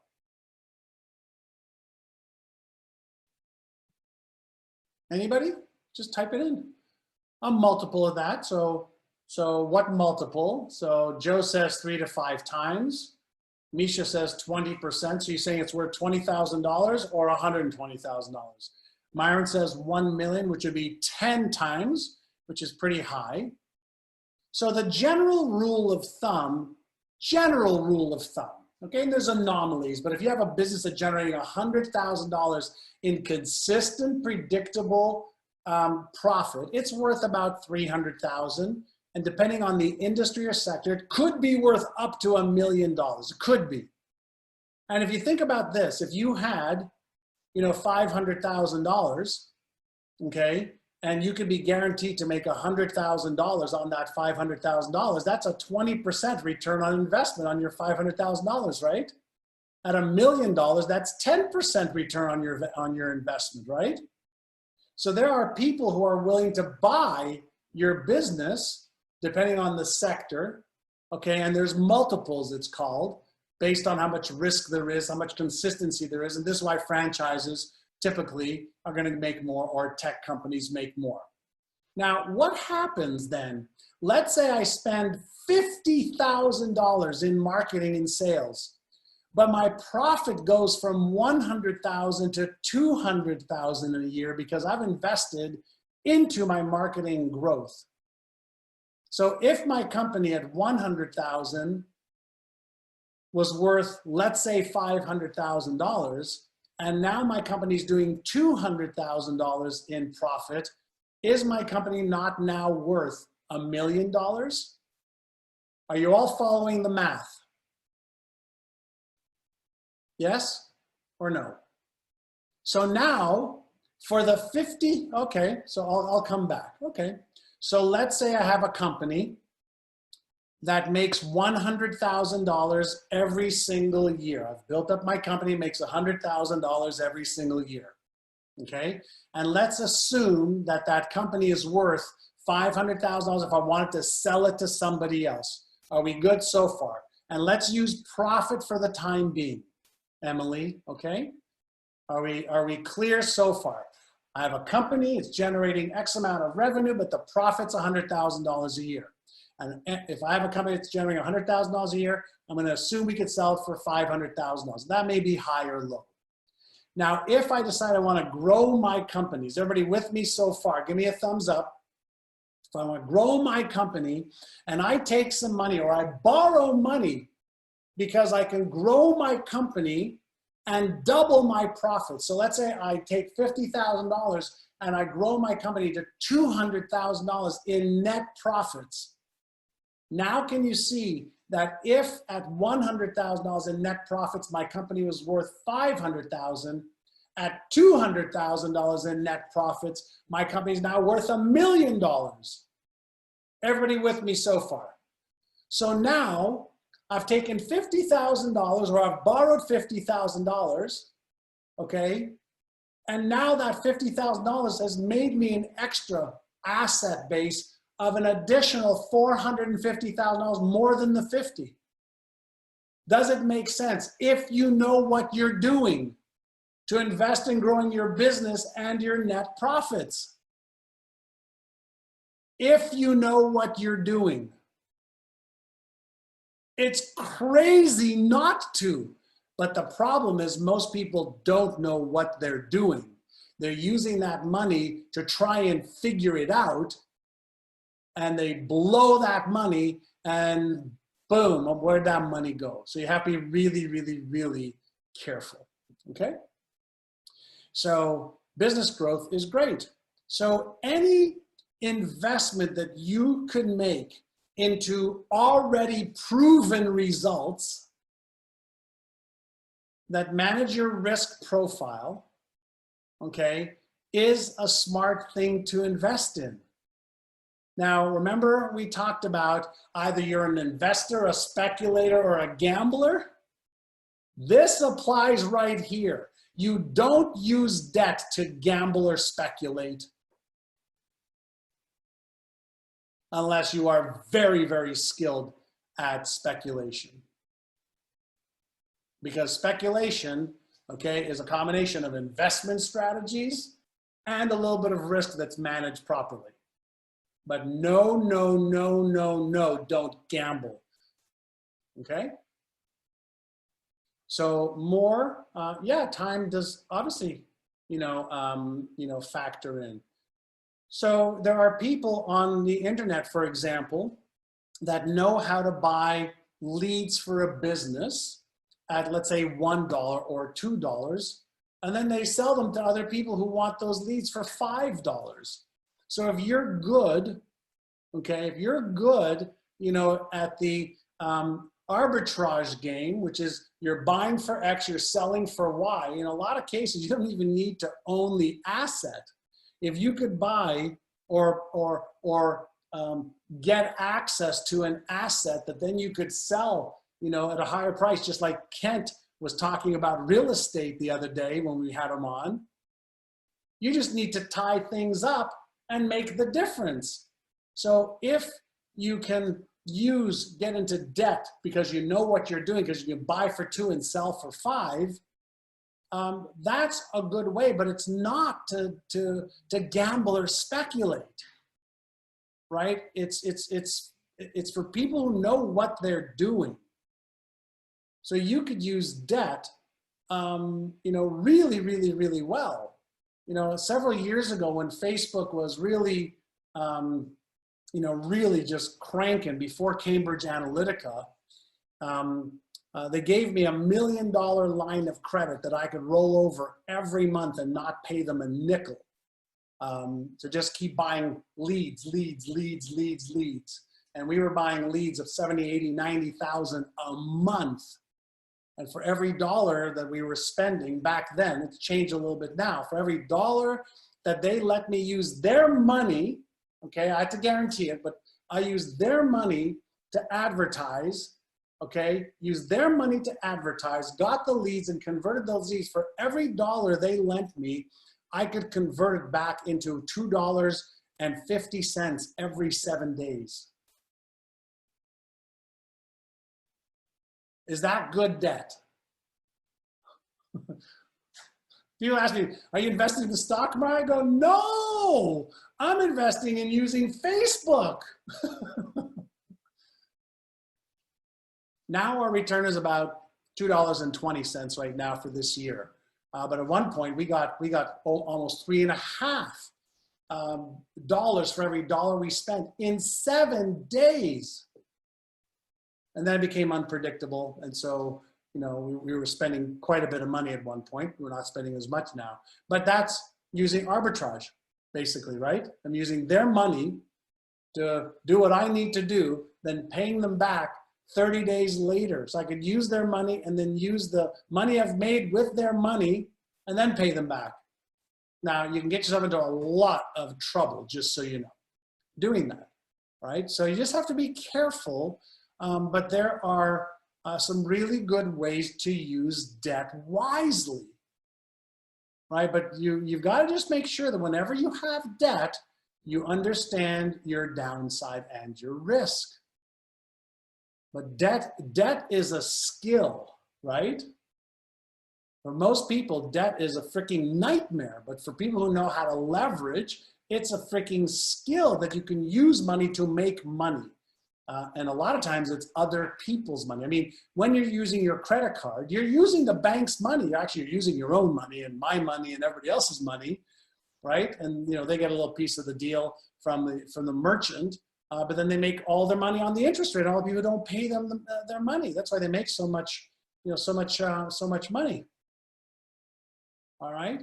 So when you use debt, you know, mortgage loans to invest in real estate, and you can meet the loan demands, whereby the cash flow supports the asset and increases more than the debt costs. Right? When the asset increases more than the debt costs. Right? So using debt the right way. Everybody get that? The asset is increasing, okay? You buy a piece of real estate, the asset is increasing, and somebody's paying the cost of the debt. Or if you have to pay the cost of the debt, the asset's increasing.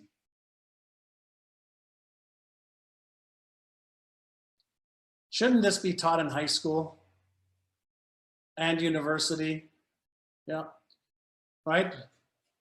So when you borrow money for the growth of a business and you are certain you can use it to make more than the interest rate you are paying, line of credit or personal loans, it's good debt. It's not good if you don't. It's good to be able to use it so that you can learn what to do and then do it. But it's not good for you to try and figure it out. It is a 19-headed Rubik's Cube if you don't know marketing. Forget about 2-headed Rubik's Cube. No, this 19-headed Rubik's Cube. You can blow through so much money trying to advertise and market and sell if you don't know what you're doing. Now you can make a fortune when you do.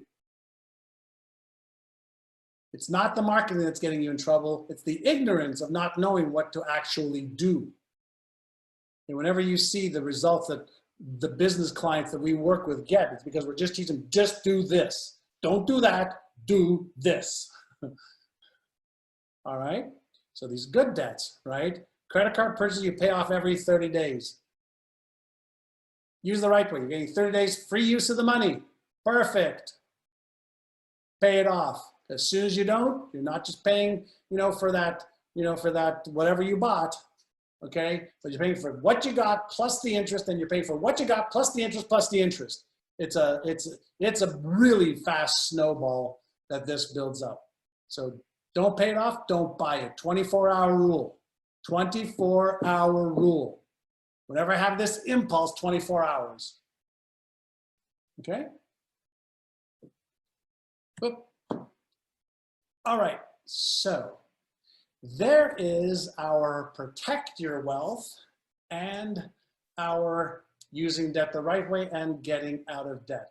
And from what I can hear, the crowd is going wild.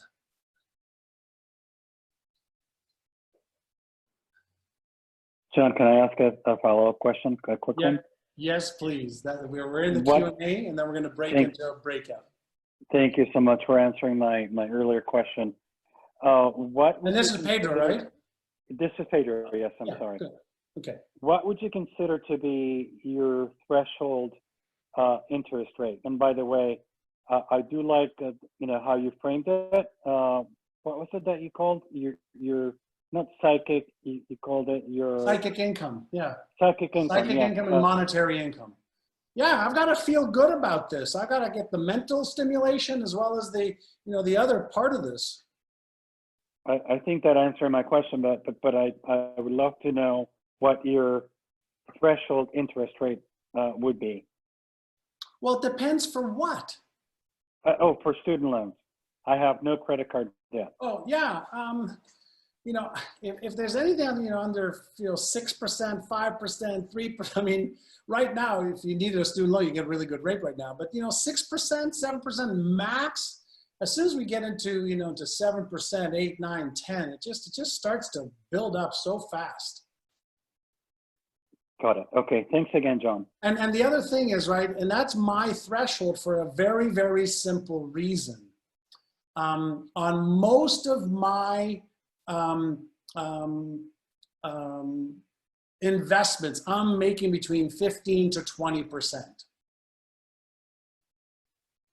So that's just been consistent for what I look for, right? 15 to 20%. And that's, I keep looking. I've got some stuff that's higher than that, not much that's lower than 15%, but if I'm looking for stuff that I can make at least 15% on.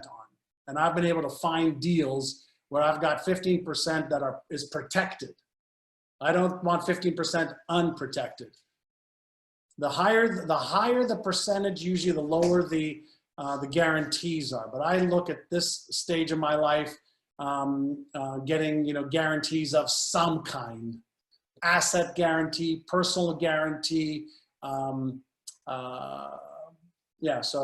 So that's for me. So if I can, because I take a look at, if I'm making, let's say 15%, all right, what am I actually making after taxes? Right? That makes sense. You have to pay interest on your gain. So it may sound like, the interest that I'm paying, on the debt, in some cases it's tax-free, in other cases it's not. So if I'm making 15%, all right, and I'm in X category tax bracket, then maybe I might be making 10%. So I'm doing the calculation in advance.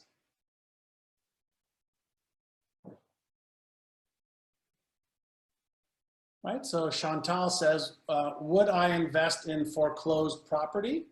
If I could buy the foreclosed property, free and clear, and renovate it, rent it, yeah, I don't care if it's foreclosed. In a lot of cases, if I can buy a foreclosed property that's way below the market value, sure, I don't care. If it's on sale and there's money to be made, then yeah. Anybody else have any questions?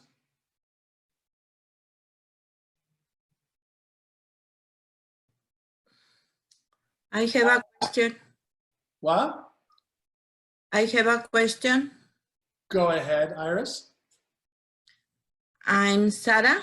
Oh, I'm sorry. I thought your accent sounded like Iris to me. Hi, Sarah. I'm sorry.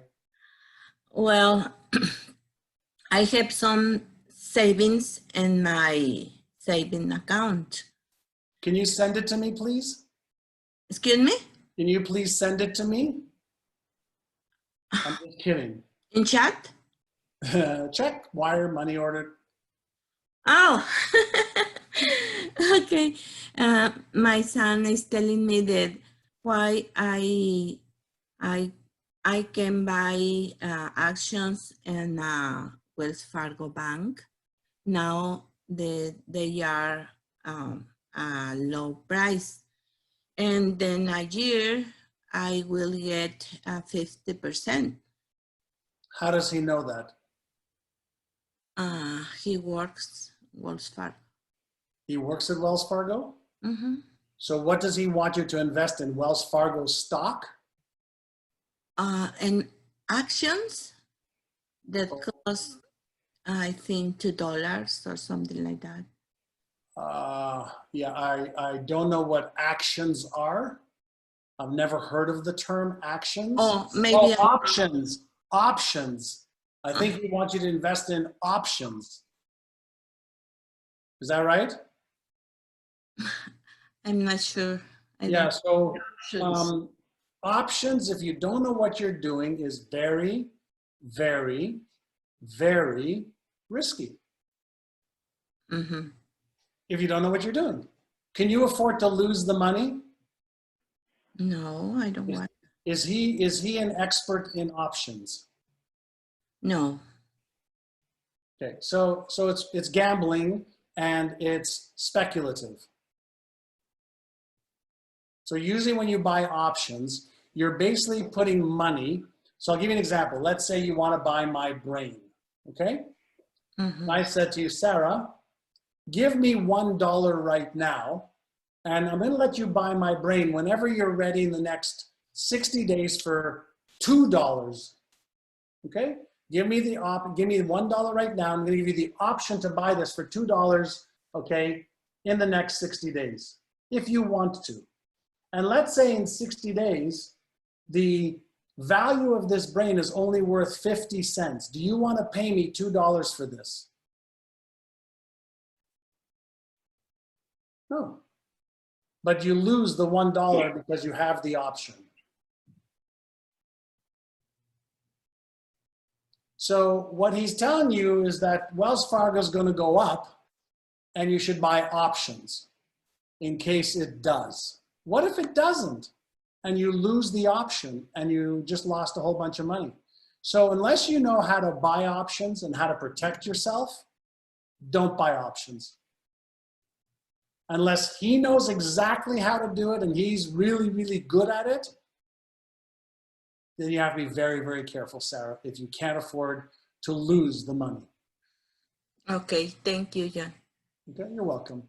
And as Pedro says, Wells Fargo's been terribly mismanaged. That is correct. Their CEO basically got booted out for doing some things they shouldn't have done. So just be careful. I don't have a problem with options, but I do have a problem with gambling, hoping that's going to work. How old is your son? 49. Okay, so it seems like he has a lot of experience. I would ask him more about options and what he would do to protect you from, just in case the options expire. Okay. Okay? Thank you. You're welcome. Awesome. All right. Everybody good?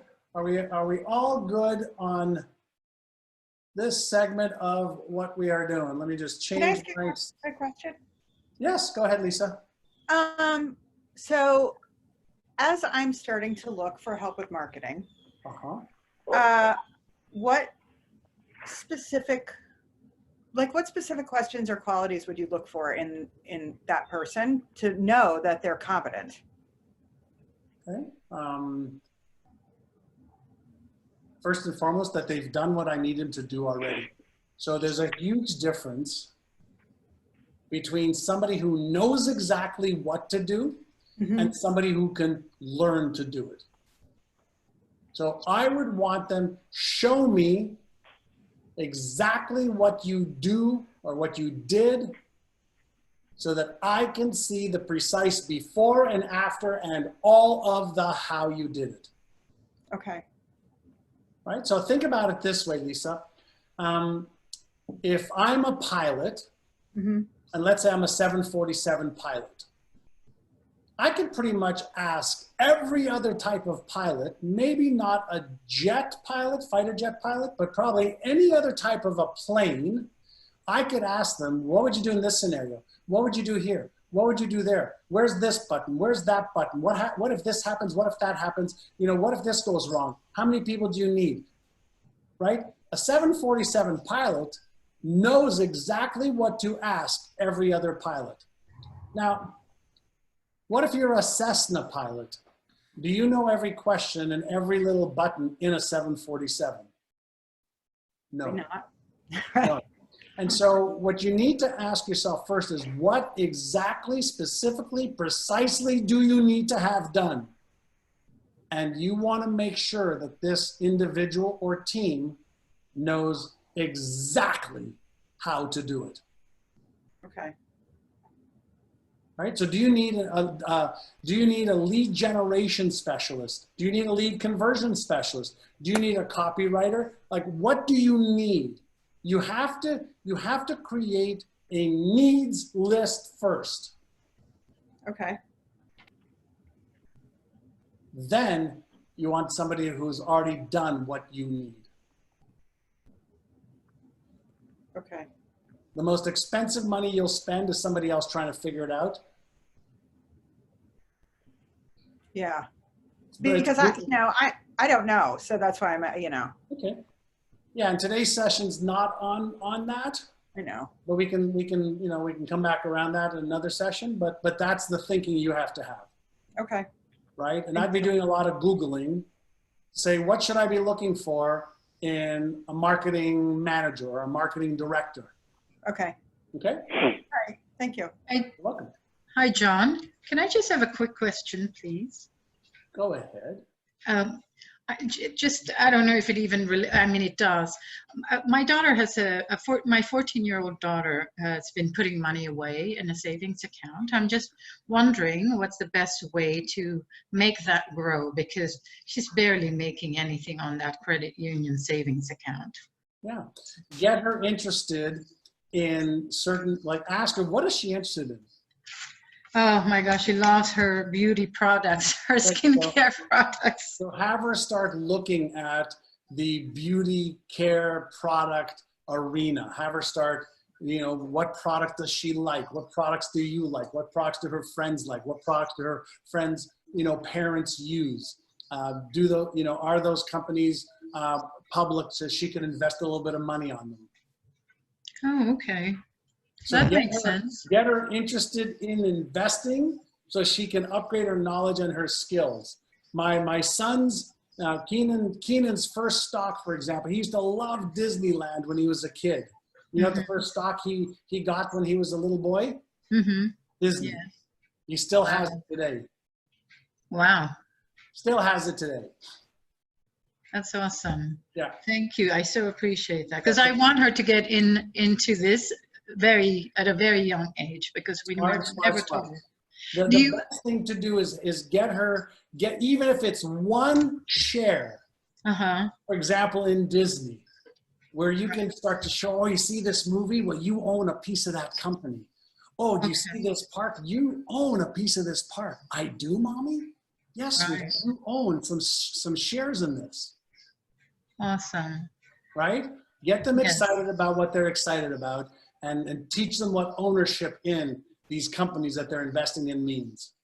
Okay, great. Do you recommend Dave Ramsey's for Kids program? Dave Ramsey's Sharp Cookie. Okay, awesome. Thank you so much. You're welcome. Anybody else before we take a quick one more break, and then we're going to do another mastermind session?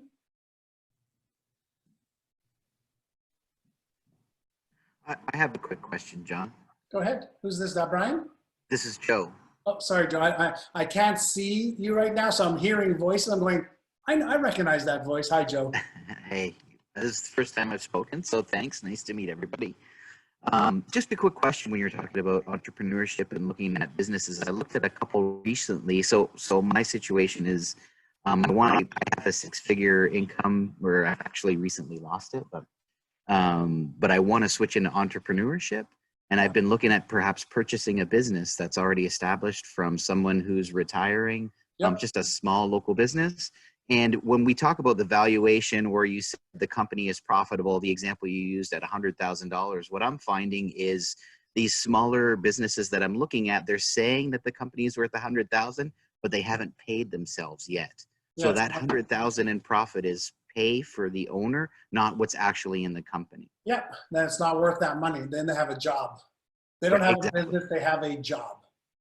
Okay, I wanted you to verify that, and I've come across that quite a bit. So what I'm looking for, or maybe how to find a company, is perhaps talk to accountants to look for businesses, or because I'm having trouble finding something reputable that's living up to the. I find smaller businesses try to evade taxes, and their books don't look very good.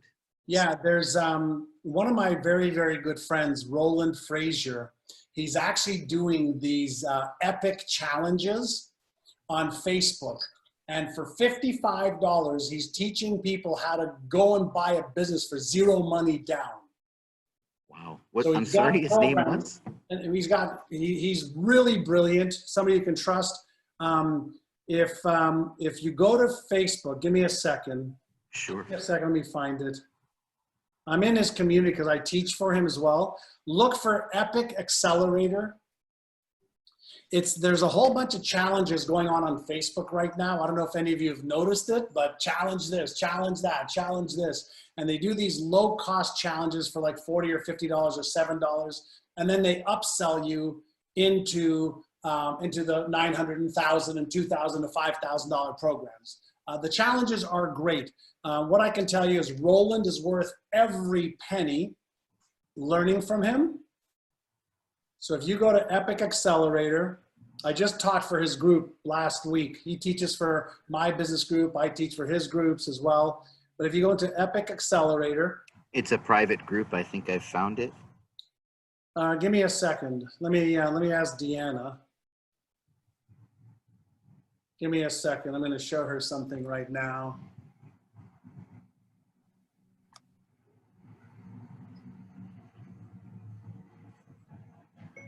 Hey, Deanna, I have a bunch of people who may want to join the Epic Challenge. Where can they go right now, period? I'm on with them on Zoom right now. So Deanna's one of Roland's partners. And I'll see if I can get you all a link, whoever wants to go. It's worth every penny of the $55 with one exception. If you think that I have a lot of work in here, there's equally as much work and research and doing this diligently and right in that challenge. Okay, so don't think that it's like, but if you just want to listen, you will see people buying businesses within 5, 6, 7 days, or doing deals within 5, 6, 7 days, or going into the next group and the next group and the next group. So I'll get the information for you, and I'm telling you, he's brilliant. Brilliant strategy on how to do that. Thank you, John. I'm glad I'm asked. The other, rather than brick and mortar and existing business, I'm also looking at Paul O'Mahony or O'Malone, the person. Yeah, it's good. They're a very, very good friend of mine. And is that reputable as well? It seems like it's very, it's selling pie in the sky, and I don't mean to demean what he does, but it seems too good to be true, right? Well, he sells pie in the sky, right? But he also has how to do it. So Paul's got some really good processes and systems on how to do it. I think his program's $1,000 to start your own social media, company. And Paul's really, really good at selling. And he's also he's got a really good content. With any of these, it's a matter of, am I going to learn it and apply it? And there's a lot of businesses for sale right now for no money down. Oh, that's amazing. I'd love to have a look. Thank you so much. Yeah, there's a lot of people just want to get out. They want to get out. So, all right, great. And I'll always tell you the truth about people's programs, and if they're friends of mine, I can always fix things. I had just yesterday a very good friend of mine paid $31,000 to get into somebody else's coaching around taking their book and making it a bestseller. And within 1 week, they realized this is not for me. And they asked me if I can call my friend, and they got a refund yesterday for all the money back.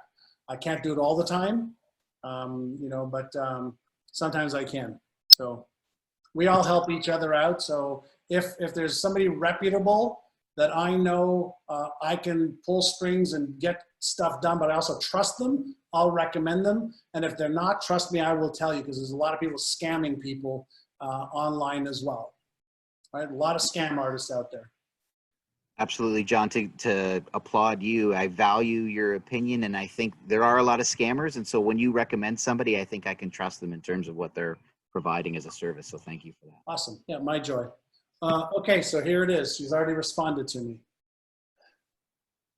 Okay, so let's see. Oh, how am I going to get this? How am I going to get this from here to there? Hold on one second. So take a look at getepicchallenge.com. I'm going to type this in, or somebody could type it in. Getepicchallenge.com. That's for Roland Frazier's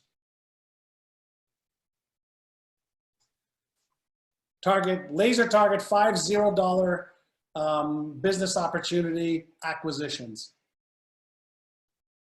I'm telling you, it's intense.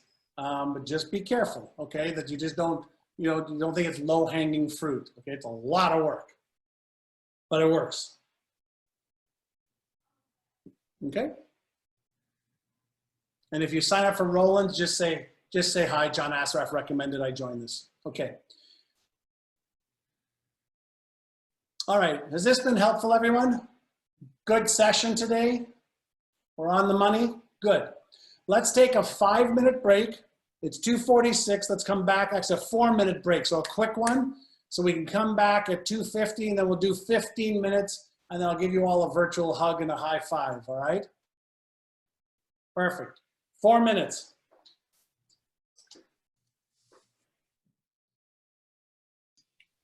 Hi, John. Hi, John. Hi, Rosanna. Hey, Joe, I've got some news for you, just so you know. I'll tell you in just 1 second. Great.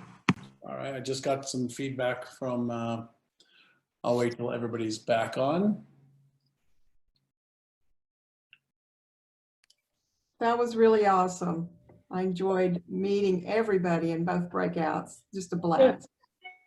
Yeah, lots of good people in here. Yeah. Lots of good people. Did all of you, did anybody get any ideas of what people are doing that can help you? Yes, it was very, very interesting.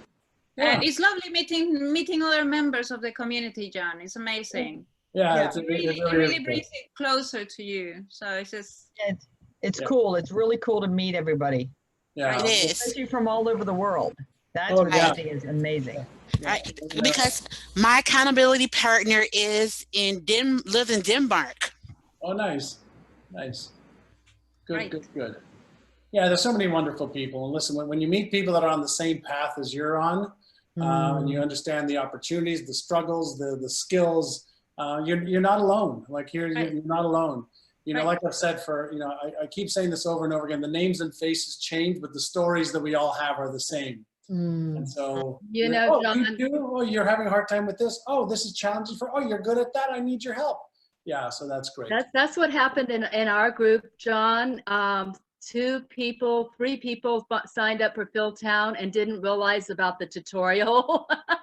I told them, I said, I signed up for a month ago and my bad, I didn't figure it out until mid-afternoon Sunday. So my partner, who's also named John, John, and I have been cramming. So I am blown away how people recognize in their life what you said today. Oh, good. Amy, you may want to let Phil know that some people didn't know that there's tutorials. So maybe there's an email issue or something. So you may just That's what I was wondering. It might have been part of an email or something. I did not get the tutorials either. That's what I was going to ask Carol. Yeah, I didn't either. I'm freaking out. I didn't either. Oh no. Just Yeah. in case, if you guys have access to the website, the Toolbox website. Yes. There's a link at the top for education. Yeah. Can you put, Amy, can you put that into the thing here, where we need to find that? I'll look on there real quick and get the links. Awesome. Yeah. Okay, if so you go to the first welcome email, thanks for registering. check a couple things, there's everybody. The second one, and it tells you how to do it. Great. Everybody who signed up for Phil stuff or even our stuff, I need you to look in your spam and junk folder. That's one. Right now, with billions and billions and billions of emails every second going out, a lot of the internet service providers are putting stuff in spam, so check in there. Two, if you have a Gmail account specifically, a lot of people are their emails are going directly into something called a promotional folder. And it's, unless you change it, Gmail just basically did that without telling you. So look, if somebody's sending you an email and you have a Gmail account, it may be going into your promotional folder. And then number 3, we've talked about this before, but there's something called whitelisting. Right. And what that means is if you take my name, John Asraf, create a contact, okay, in your contacts database, okay, whether it's your phone or your computer, John Asraf, NeuroGym, with the email address where you've been getting emails from us, all right, that actually then gives us like an extra level of this is acceptable email to me, it's not spam. And if it's in spam, just mark not spam, okay? But always check, I check my spam and my junk folder every day now. And every single day, there's 2 or 3 emails from friends of mine or family members that are in there. It's true, yeah. Check that. Okay, on the Epic Challenge with Roland, just so you know, Deanna said that it's a 5-day challenge and they're already 2 or 3 days into it.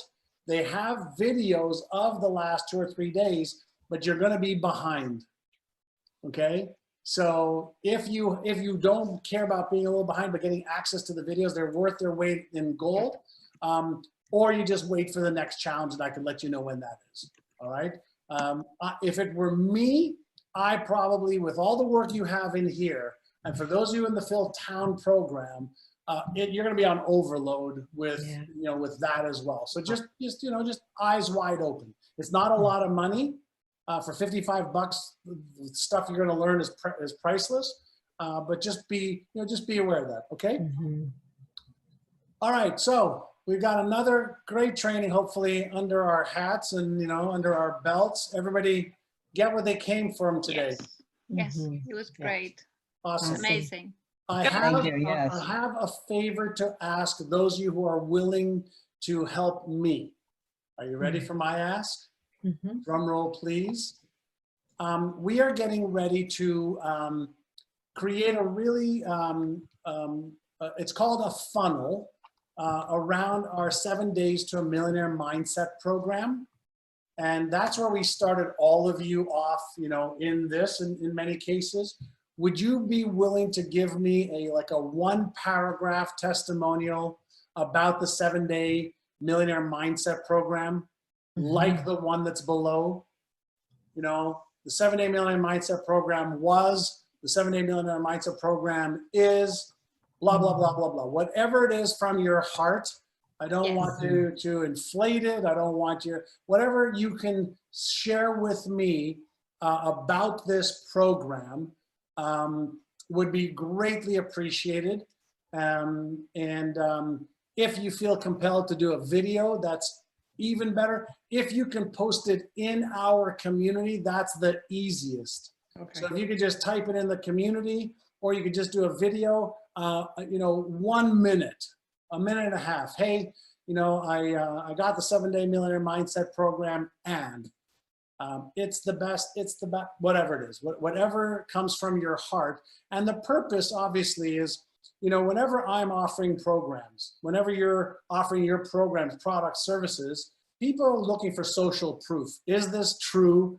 Will this help me? Am I going to get my money's worth? So if you can share anything that will help somebody say, yeah, this is great. And you all probably know this already. Every one of our programs, if somebody buys it, we give them 60 days, okay, for a refund on our program. 60 days, right? So if it's not for them, I give them their money back, try something else. I want to help people.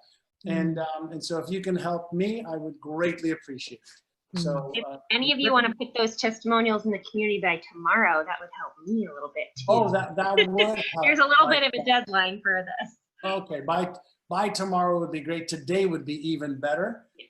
We need probably about 7 of them right away. one sentence or 2 sentences would be awesome. Anybody can commit to doing that for us or for me? Yeah. Don't ask for a lot. Anything you can do to help would be great. Thank you so much. Yeah, thank you. All right, everyone, high five time. Boom, boom, boom. Our next few sessions, okay? And Iris, it's okay if your English is, you can write it out or video is fine. So on Friday, we have our laser consulting session. So you come with your questions and I'll answer them.